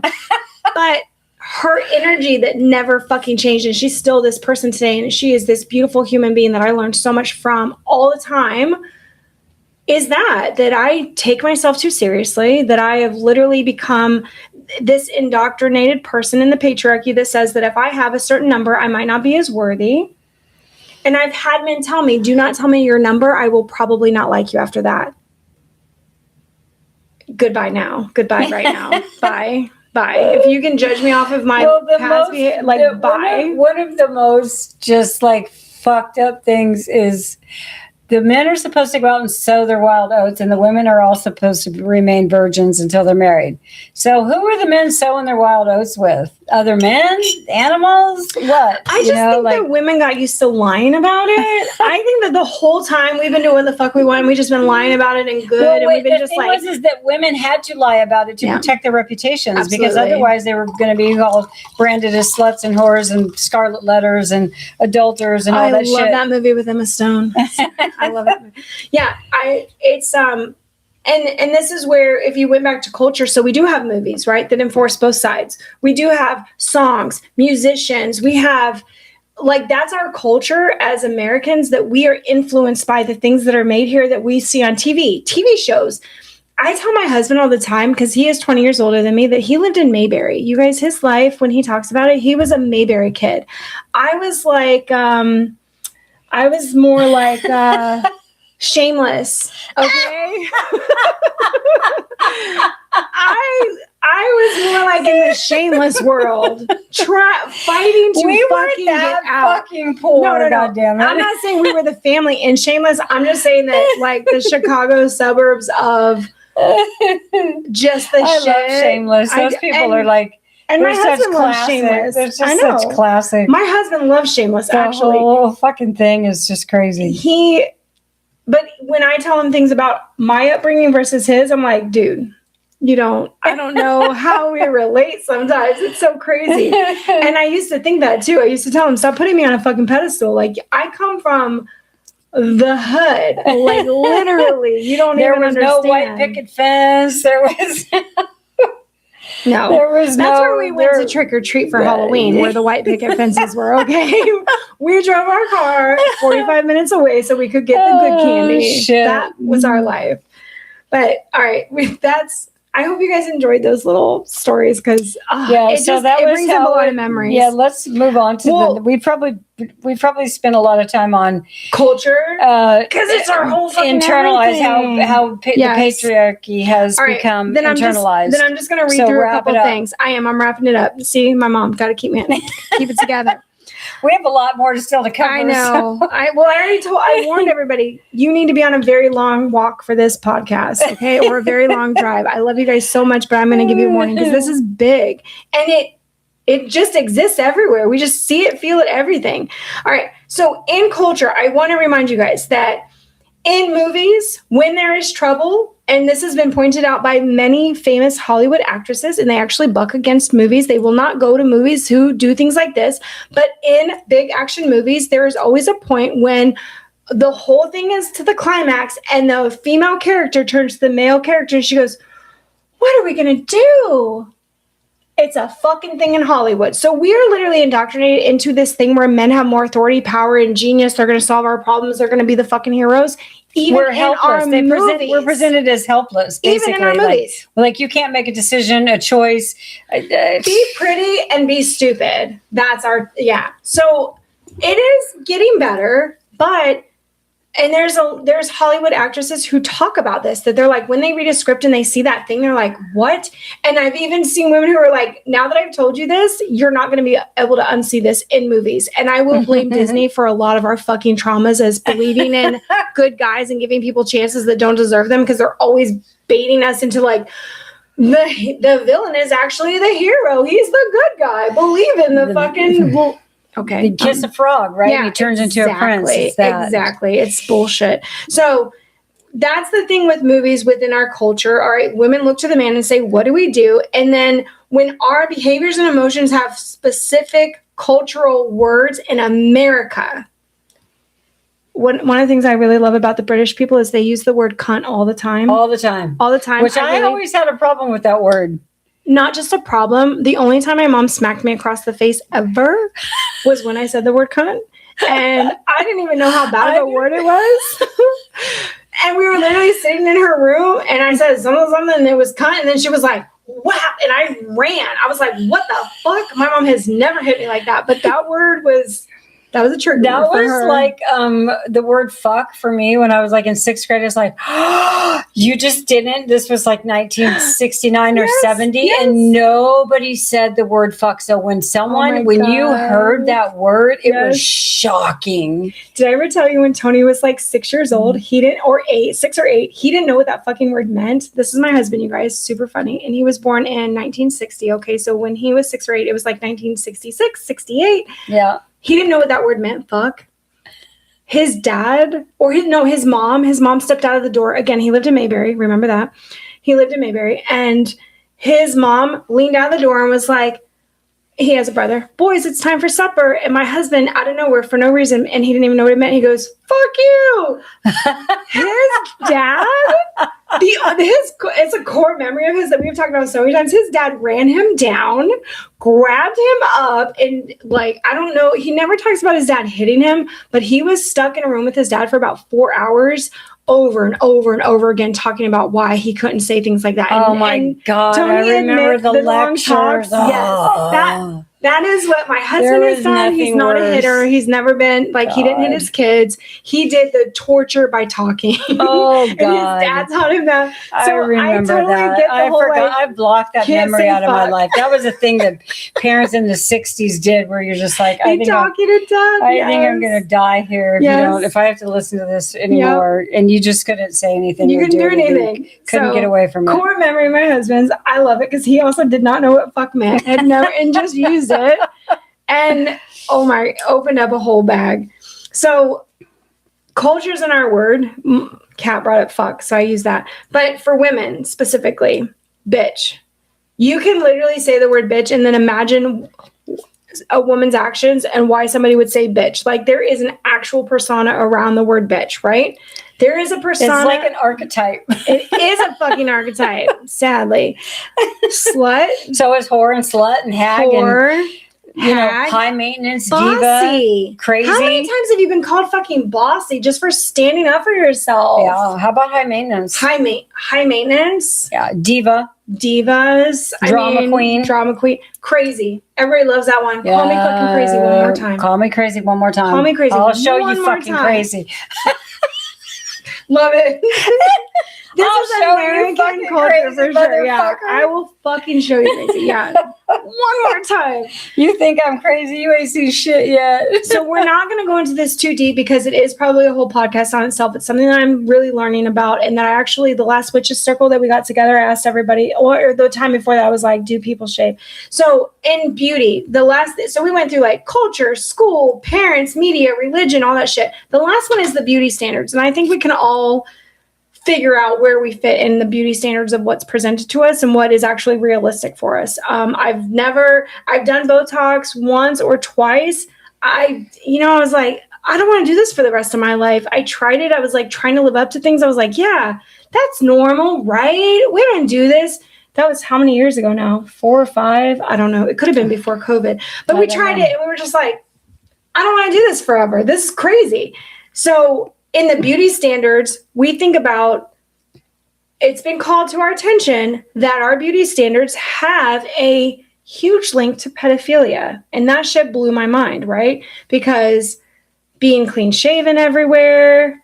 I've told you guys the story. When I started growing hair when I was like 11, I asked my mom, I was like, can I cut this shit? It's very uncomfortable. I don't like it. So I feel like that was always my decision. But as I've gotten older, I've definitely been told by men, this is what I prefer. And I'm like, yeah, I get that. That's effort. I'll do it when I can. Sure. Gotcha. Like I don't always shave my pits. Actually, when I was dating nobody for 5 years, I didn't shave my legs. I didn't shave my underarms. I still shaved my hoo-ha because I don't like the fucking itch.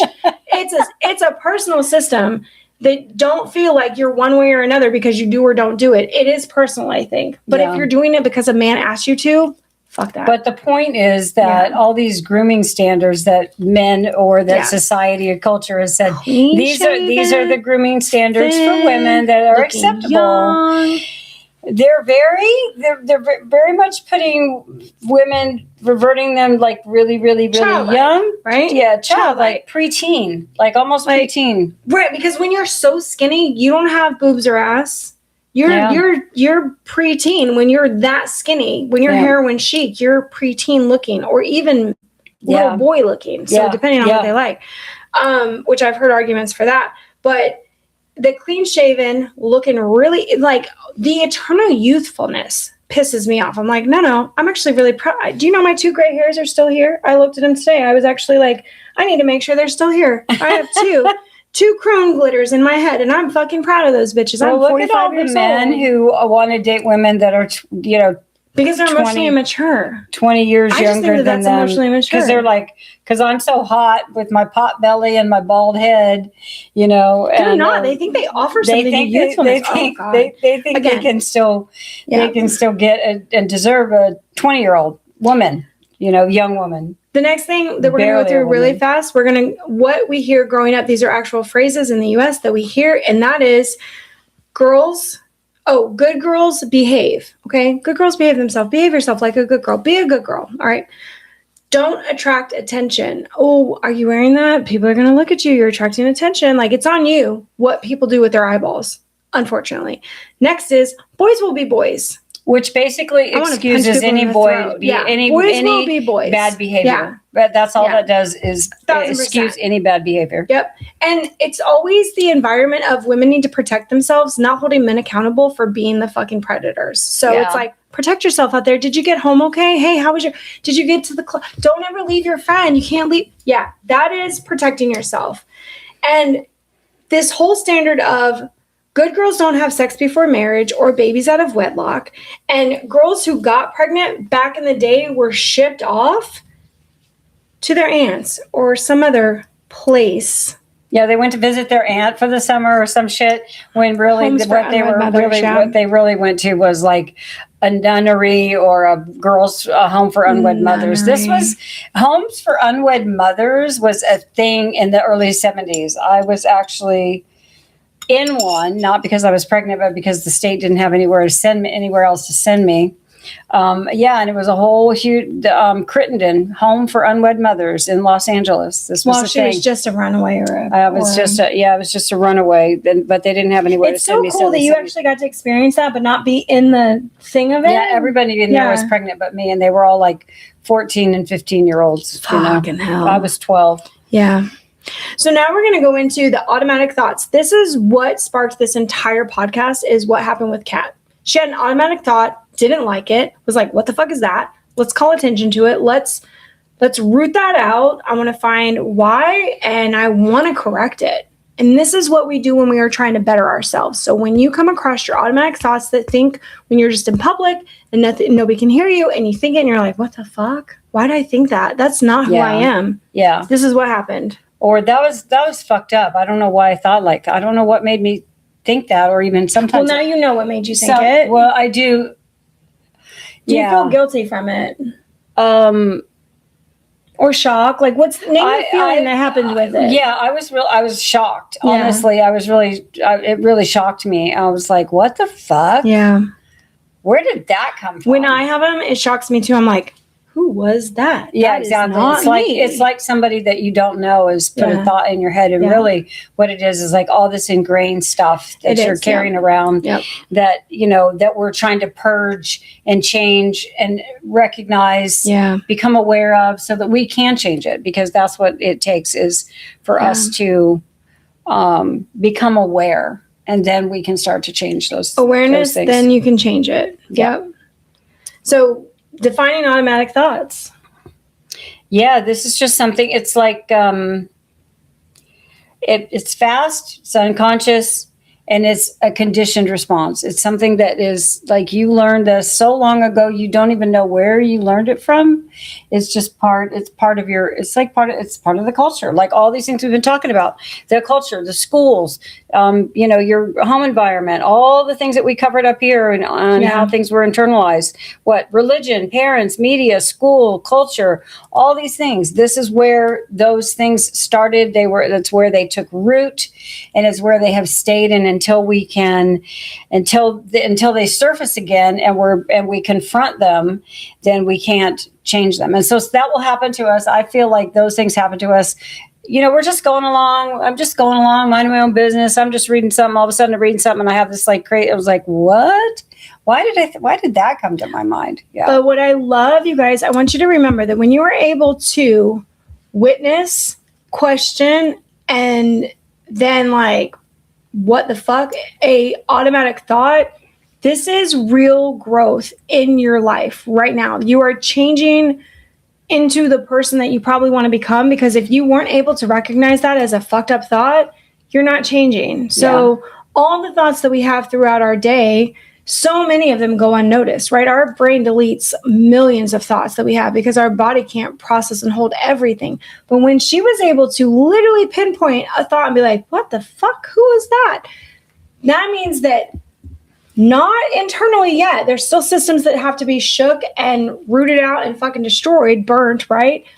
But her living life, her language doesn't sound like that anymore. Yeah. So when it doesn't sound like that anymore, when that automatic thought happens, that's when you're like, whoa, you notice it because it doesn't sound like you. You're like, that's not how I feel or think. That's crazy. What? So some of them might be, and some of them might be like, why is she wearing that? Yeah.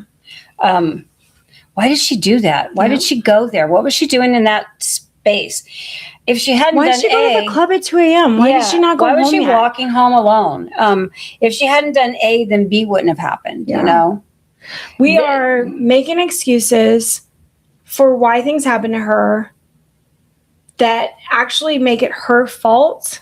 Yeah. Even we put the onus on somebody who was, when it should be on the person, the perpetrator. Yeah. Because we go way back to the beginning of this podcast. Men are considered to be more high value than women. That is what is ingrained in us since we were little, that they hold more authority, more power, more relevance, more value. And so in a situation where a bad thing happens and it's a man versus a woman, if you have not fully rooted out this bullshit, you're going to think like, well, why was she doing that? fucked. It's a fucked thought. It sucks. It sucks that we are still having to deal with the fact that of something that we didn't choose. It is not your fault. I want to keep reiterating this because I have felt very guilty over the last 3 weeks looking at my own thoughts and understanding things and like realizing, oh, this was military. Oh, this was high school. Oh, this was all of the things I encountered with women that were really bad interactions. And then with men that might have been positive because patriarchy rewards women who submit. And I did. And I have to realize that about myself, that I got rewarded by submitting to the patriarchy in these systems that I grew up in. And now I have to change that. And now this has to be different. And now it doesn't matter. So it's really hard to come to terms with. Well, here's something to think about. The first thought is what we were taught. The second thought is who we are. And that's what, I think that's what happened to me when I recognized that. And I was like, yeah, because I didn't feel that way. You know, it was just this automatic, that was my reaction to it. But that's not who I am. Feel, yeah. But in psychology, that's what an automatic thought is. It's something that's been ingrained in you from a long time ago. And if you have not done the quote unquote shadow work therapy to work through these issues to find out if it is an issue, you have to address it when it comes up. You can't just make all the shit that is like not aligned with you as your person right now show up in one session. You need years of understanding your own behavior, your thought processes, how you make decisions, how you speak to yourself and other people, how you show up for other people, your boundaries. This is all the shadow work that witches do. I think that you can expect that as you go along in life, that things are going to crop up, that you're going to, all of a sudden you're going to realize, oh shit, okay, this is something that I need to work on. This is something that I need to reflect on. That, you know, that you will spend time. It's like when I did the Savannah trip, the Savannah webcast or podcast. Sorry, I was on a webinar today, so it was like, and apparently it's stuck in my head. But the Savannah thing, where I just like, I had all these things that happened on that trip and all these feelings that I had and all these reactions. And I was just like, it was a lot. And it was a lot for me to process. And I needed like 2 days to think about that. And I think as we go through and we grow and we're changing a little bit at a time, and we have to kind of have the experience again to know what we want to change, to recognize that, oh, this is an area that I'm not like that anymore. I know I had that thought, but that's not who I am, or that's not who I want to be. It takes practice. That's me, what you're saying. Yeah. For me, it was a decision that was like, that's not who I want to be anymore. So I'm not going to do those behaviors that I know, because that person, that's not who I am anymore. And that's not who I want to be anymore. So I'm consciously making that decision to change it. So let's talk about why sometimes women blame women. I do want to say that you wrote up there, thought does not equal belief. I really liked that. It's just very simple. Yeah. Thought does not equal belief. I think I'm going to make an Instagram post about that just because you have a thought, it does not equal your beliefs. These are things that are rooted in ourselves that we are trying to change. This is why shadow work exists. It's why it's a huge part of witchcraft. It's actually why it's more of the like, ooh, like when you see shadow work, people are like, oh, there's a whole feeling when they see the word shadow work, because you're like, it's your shadows. Yeah, it is your shadow. It is your shadows. It's your shadow. It's really fucking hard. It is scary. It is like a cemetery. Things are buried underneath there that you got to dig up and look at that fucking skeleton. Well, it's, you know what? I think of the shadow part of us as the part that we don't want to show the world. Or even ourselves sometimes. It's ourselves. We're barely aware ourselves. We're like, that part is hidden and I don't want to face it because it's very ugly. Well, and it's uncomfortable. It's remember that our brain, psychologically, our brain is wired for repetition to keep us safe. Do the same things. Doesn't matter. Painful, happy, doesn't matter. Brain is wired for repetition. It doesn't want to work hard. Our brain is actually super fucking lazy. So once you teach it a thing, it's just going to cycle through that thing until you teach it another thing. That's why they say it takes 21 days to make a new habit. Give or take. But our brain loves repetition because it's fucking lazy, and it's like, just do the same thing all the time. That's why people will stay in abusive relationships. This is why we will stay in places that we're uncomfortable. This is why we just deal with shit, because we can actually absorb all of that because our brain feels safe. Because they're like, I'd rather be in a known hell than an unknown future. You've heard that, right? Yes, that's the thing. So I just wanted to call out because I loved what you wrote there. I want that on a card somewhere where I can see it all the time. Thoughts do not equal beliefs. Right. Beliefs are choices. Thoughts are something that has been ingrained in you, and can you change them? Absolutely, yes. But it takes effort. So you don't know all the thoughts until they come up. But beliefs are chosen. Okay. Okay, so Why do women blame women sometimes? Yeah. Because when I read that post, and my automatic thought was, I was placing blame on her, and whatever it was I thought, and again, I can't remember exactly what it was, but I know that what I did was I put the onus on her. I put the responsibility onto her, and I'm like, okay, why did that happen? So this is, victim blaming, we learned as a survival strategy. Yep. If we believe that she caused it, then we can also believe that we can prevent it from happening to us, right? Because we can prevent it. If we know that it was her fault, then that means that we can protect ourselves from it. When really, there wasn't anything that she did. The person that did it to her was the one. And you can't. But that's like this, like, fucked up psychological thing where we're like, okay, well, I would never do that, so that would not happen to me, right? So this is why when I was just the tender age of 12, I wanted to learn everything I could about serial killers for no fucking reason at all. My girls were obsessed with serial killers. I'm not kidding you guys. When I say I was obsessed and owned every book about serial killers that I could get my hands on, I really did. I read, I researched, I needed to know everything I could about serial killers. And from an outside perspective, they're like, what the fuck is wrong with her? Why is she idolizing? That's probably more what it looked like with my library of serial killer fucking autobiographies or interviews or anything. But what I was actually doing, and I couldn't express it back then, is I was trying to learn how they chose their victims so I would not become one. I needed to know the why, which is why eventually I went to school for psychology, right? Like I had to know the inner workings of the mind so that I was not going to be a victim of somebody else's mind and their thinking. And so in this, that is what I see. When we blame the victim, we say we're smarter than that. We would do better than that. We wouldn't wear that. We wouldn't be in the club that late. We wouldn't get in an Uber alone. We wouldn't do all the fucking things we tell ourselves that we wouldn't do like the victim did. Is a way that we think that we're keeping ourselves safe by distancing ourselves from the actual victim rather than the logical thing, right? The logical thing would be to say, what the fuck is wrong with him? We need to burn him at the stake. We need to take him out into a fucking cow pasture and shoot him and bury him and let nobody know what happened. That's extreme. But it's what I imagine we would have done before there was a lot more humans in the world and accountability. I think that when humans acted against another human, I think that culturally, these small societies that we lived in, we took care of that shit. When somebody acted against a woman, a child, there was no excuses. There wasn't a trial. There was no excuse. That was done. We're going to end that fucking line right now.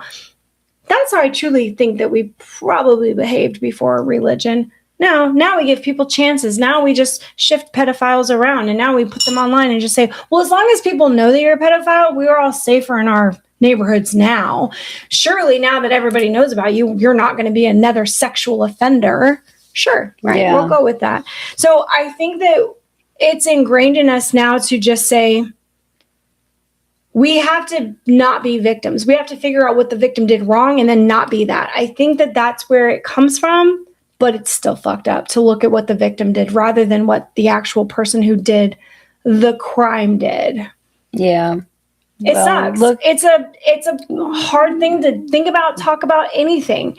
Yeah. And not everybody is brought to justice. There are probably billions. I'm going to say billions. I don't even know if there's that many humans on the earth right now, but I'm sure throughout history, billions of people who have gotten away with doing horrible things to men, women, terrible children. Things.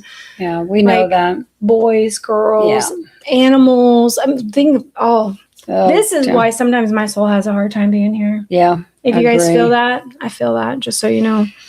Oof. But find a purpose like this. Put your shit out there. Educate people. Find a purpose. That's how you can make the balances, right? Tip the balances, the scales. Yeah. Because we have to do something. Find your purpose in helping others rather than just trying to stay safe yourself. The louder we are, the more that they are not going to be able to get away with what the fuck they've gotten away with. So what came up for me when I had this automatic thought, some of the things I felt was like, well, it was shocking, but then there was also like this, feeling of like, I think I felt some amount of shame for that too, because I'm like, how dare you, blame a woman for something that she didn't have any control over. Yeah. And, to reframe that, and if this happens to you, a way you can reframe it is that you didn't choose the conditioning. You've been conditioned. We've all been conditioned. We've been raised in this patriarchal world. And so we've all been conditioned. So when you have thoughts like that and instead of blaming yourself, realize that this is part of our culture, has been part of our culture for a long time. And why we need to change it. But we can choose to be different. And Yeah, and I absolutely. think that's the key thing is like these things will crop up. You will have situations just like I did where it was totally random and I totally had this thing and I was like, what the fuck? Recognize it. It's not you. It's like this stuff that's from so long ago that's like these what's the neural pathways when you talk about you have this experience and then it like makes this little embedded like neural pathway in your brain and then you have to do something to override it. That's a psychology thing. It is a psychology thing. So let me explain the structure of a brain. Okay. So you have two neurons and they are feeling, emotion, and then you have memory, visualization, what actually happened in the event. Because I did EMDR to get rid of my trauma, to not have the feeling when I think of the event. So you have two neurons when they fire together, two neurons that fire together, wire together. And it actually, like the way that I think of it is when a carriage goes down a dirt path, the more time that carriage goes down that dirt path, it actually kind of digs a hole. Right? It makes a groove. That's what I was thinking of. The groove. So that's the way that I've always explained our memories, because our memories not only carry the visualization, but they carry the feeling in our bodies. And so when these two neurons fire together, you get a groove in your brain that is literally a pathway that is there. It's there for once that groove is in the dirt of your brain. This is a little bit metaphorical, you guys, but once that groove is in the dirt of your brain, you cannot just get rid of it. It doesn't just go away. That fucking shit is there forever. Unless you get dementia or Alzheimer's, then it's eaten away. But it is there forever. And so you could go 5 years without thinking about the horrible thing that happened to you. But the moment that you recall it, boom, you are in that deep fucking curvature of the dirt with where it's gone a million times. And you're just like, oh, you feel it so deeply because these two neurons, they fire together. They are wired together. And this is also, if you listen to Joe Dispenza, this is a whole thing with healing yourself as well. So what you have to do is break the cycle of feeling the thing when you envision the thing, which is why EMDR therapy is really helpful. It actually intersects the two hemispheres of the brain and they don't allow you to feel a feeling and see a thought. It actually disconnects the two. So you could have the thought with the visualizations and not feel the feeling, which is what happened for me. It can go the other way too, where I guess the feeling is there, but you don't feel any, you don't visualize anything. You can't see the assault happening to you. So when we want to create a new pathway, and that's why it's easy to talk about it as a path, right? Because it's like dirt path, like the thing is traveling. Yeah. You need the repetition of it. This is why mantras work. This is why meditation works. This is why saying the thing for our spells works over and over and over again. Repeat the thing, repeat the thing, repeat the thing. Also, I think saying it out loud. Saying it out loud, writing it down, fucking drawing a picture, anything that you can do that literally involves all of your senses to make this thing more real. You need to do that, and that will actually override it. So when you are no longer firing these two things together, say victim blaming with women being in bad situations, when you no longer allow those two things to fire together, eventually that path wears out and it breaks because it has to build a new one. You've got the victim and now you've got this new path that you've drawn over here, which is blame the fucking guy who did it. The perpetrator. New path. So now these two neurons are firing together. And that is how we build new structures in our brain to think differently. This is how we create new habits, because repetition builds those neural pathways that groove in the dirt of over and over again. And that is how habits stick. this is also the way that the patriarchy has been integrated into our literal systems of thinking that we don't even know about until something like this happens with Kat, where you're like, I didn't even know there was a groove there. I didn't even know these two neurons fired together. Like, this is fucked up. I would like to break up this relationship, burn that bridge, like eliminate that dirt road, whatever it is. Repetition. So hearing that, it's not that she said this shit to when she was younger to herself. It's not like she chose this. She heard it. She saw it. It was in relationships. It was in her jobs. It was in school. It was in our culture. It's online. That is literally carving the neural pathways for us to create those two things firing together, right? It's like asking yourself some questions. I'm going to deviate for a second. When you see a super wealthy white male, what happens in your body? What do you think? Are you disgusted? Are you envious? Are you like, I wish he would go to the moon and die? This is a neural pathway for you. This is a thought that you probably have wired over and over and over again that you don't like. How does it feel if someone was to give you free money? How safe does free money feel to you? How safe does a free car feel to you? How safe does a group full of women fucking cheering you on, wanting you to do your best? How safe is that for you? Like, these are the things that when we get down to the nitty gritty of really growing ourselves, we have to ask ourselves, because that is where real change happens. It's not in staying the same. It's not in, I have my mom, my sister, and my group of friends that love me, and I'm secure here. If I don't break out of that, I cannot grow. All of this is already reinforced. It's already my structure. You have to go beyond that. Every time you make yourself uncomfortable, you are now creating a new neural pathway to say, I'm ready for this experience. I'm ready to grow this. That's literally at the root of spell work, you guys, and mantras, is we're trying to create a new neural pathway of something that we want to manifest. And that all happens in the brain. And once those two neurons are going together, you have literally energy like a battery charging a light that hits from both sides. It's like, I'm now powering this energy out into the world. I did not expect to say it exactly like that, but it's a really great way of explaining it. I think it is a really great way of explaining it. I also have another way that we can just think about this. So let's talk about rewriting the narrative or deconditioning the word. So here's the thing that we can do. Jamie did it, and I think I'm basically going to say the same thing, but a little more. No, please do it in a perspective, because I was in a step-by-step kind of way. So when you have a thought that shocks you, like mine did me, notice the thought without judgment. Question it. That's step one. So step two, question it. Is it true? Who taught me that? Ask yourself questions about it. 3, replace it with the truth. What you choose. Yeah. What's the truth for you? It was not her fault. Women are not responsible for preventing harm. Something like that. And some other things that we can, when you just talked about things like mantras. So we have journaling, whose voice is this? You can journal about that. Like, who was that? Maybe that was me 25 or 30 years ago, or when I was little, or like you said, like, or your mom's influence, or it was culture. It was something that I heard, or something on media. Yeah. Like something you witnessed in the world, for sure. So these are practices. So journaling and like talking through, like writing out, like all those things, like keep asking the questions, digging deeper and deeper.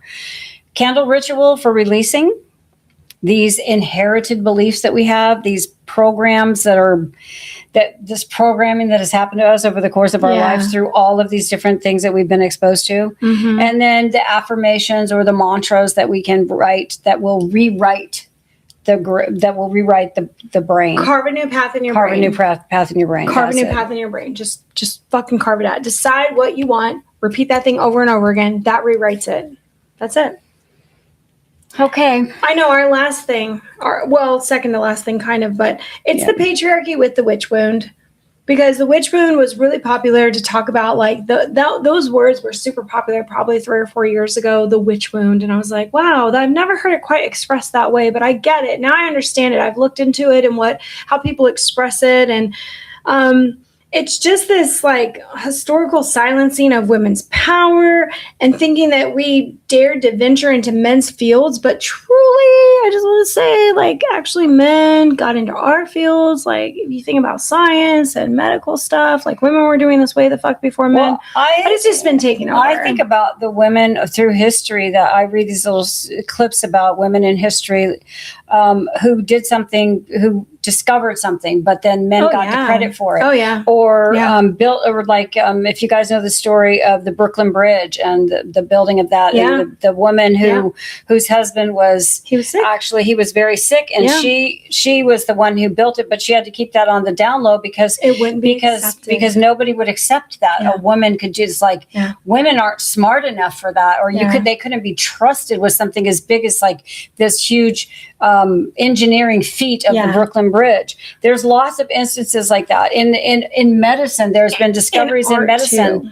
In art, there's been I know so much about the art world where women have been covered up by men. It fucking sucks. I mean, this has happened like throughout history, where in all professions, in everywhere. It doesn't matter where it is. Credit for the fucking kids, but we have to give our kids their last name. That still happens today. Which I just want to say, my sister fucked the shit out of that system. She didn't give her kids their daddy's last name at all. She gave them our last name, the women's last name. So.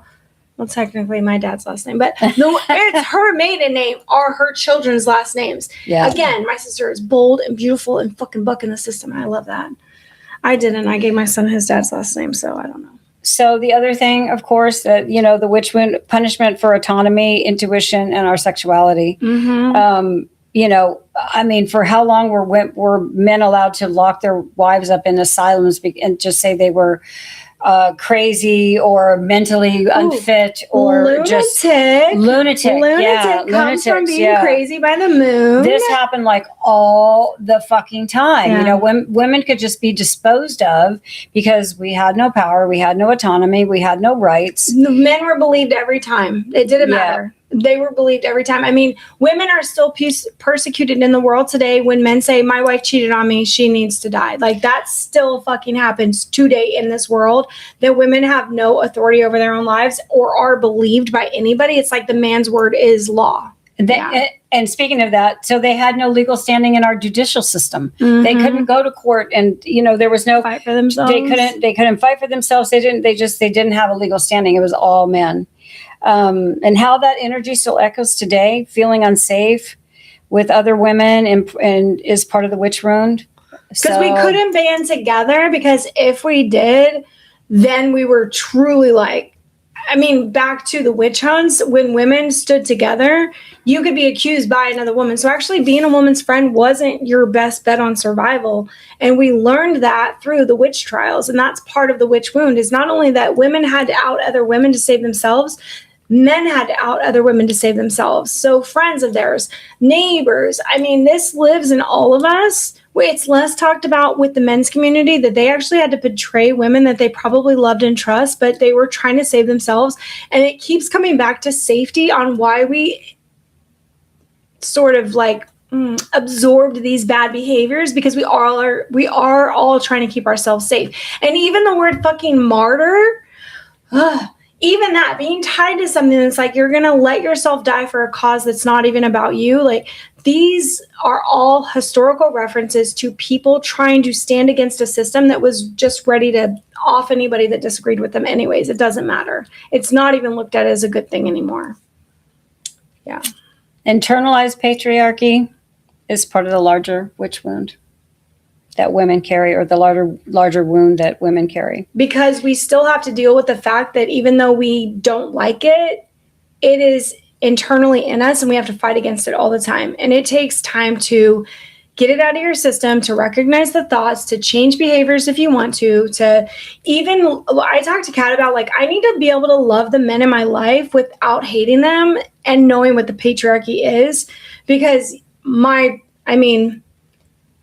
for just generalization, the men in my life are white men. That is my family. I'm European American, right? So I have white men in my family. So it's literally the fucking standard of what the patriarchy is. And I don't want to see them be that thing. And now I'm starting to pick apart behaviors. I'm starting to look at other things differently. And I'm like, I don't want to get to a place where I don't like my relationship, or I don't like the people I'm in relationships with. And I also don't want to like make excuses for them.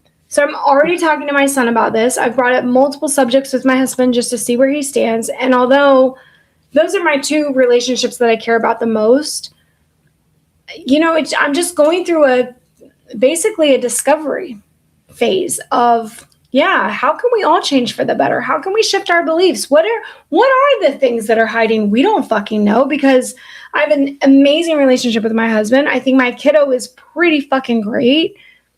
And he's just struggling in general in this system as well. You know, this system has not been kind to him. The patriarchy actually has really fucked him over because he's a super sensitive, emotional kid.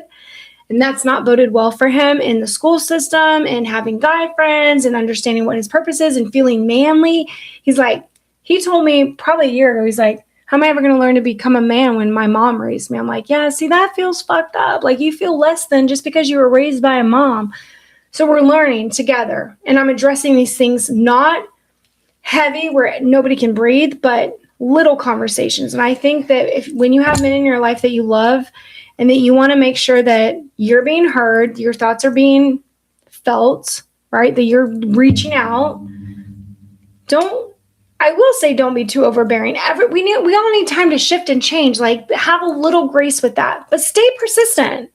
If somebody's not willing to change, that needs to be fucking addressed. But I think if people are willing to hear the conversation and go along with it and like uncover some things, yeah, stay with that. Stay fucking with it. That's what I'm going to do. So we're going to wrap this up, and I'm going to say, if you've had thoughts like this, you're not alone.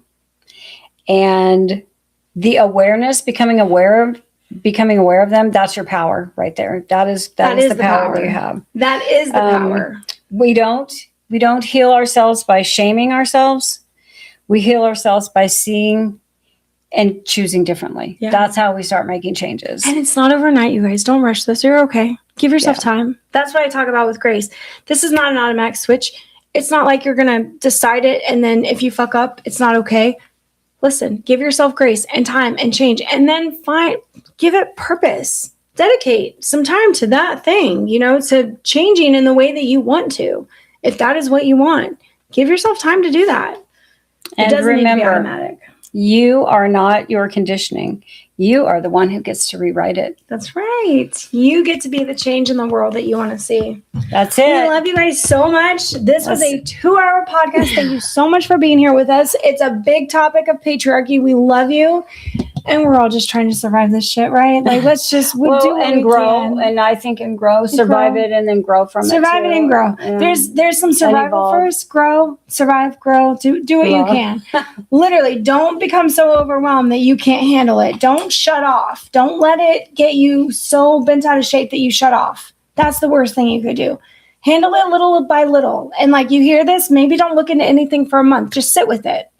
I've been researching this for like 3 weeks now, and it's still really fucking heavy to me, and I don't understand. And I have a lot of time to research. So somebody who is like raising kids, working a full-time job, doing all kinds of other shit, you guys have minimal time. Give yourself a year, maybe. Give yourself time. There's no pressure to immediately change and switch and like convert. This has been going on for thousands of years. I almost feel like the best that we can do is just try to be better than we are better than we were yesterday. And when we see that 1%, when we see the things that we don't like, that we make efforts toward them, and that if we backslide, then we forgive ourselves, and then we move on, and we do better the next time, and we just keep working toward that goal of trying to be better than what we were yesterday, last week, last year. And I think that's all we can do. Keep your awareness. That's it. That's it. Yeah. All right. We love you. Bye, witches.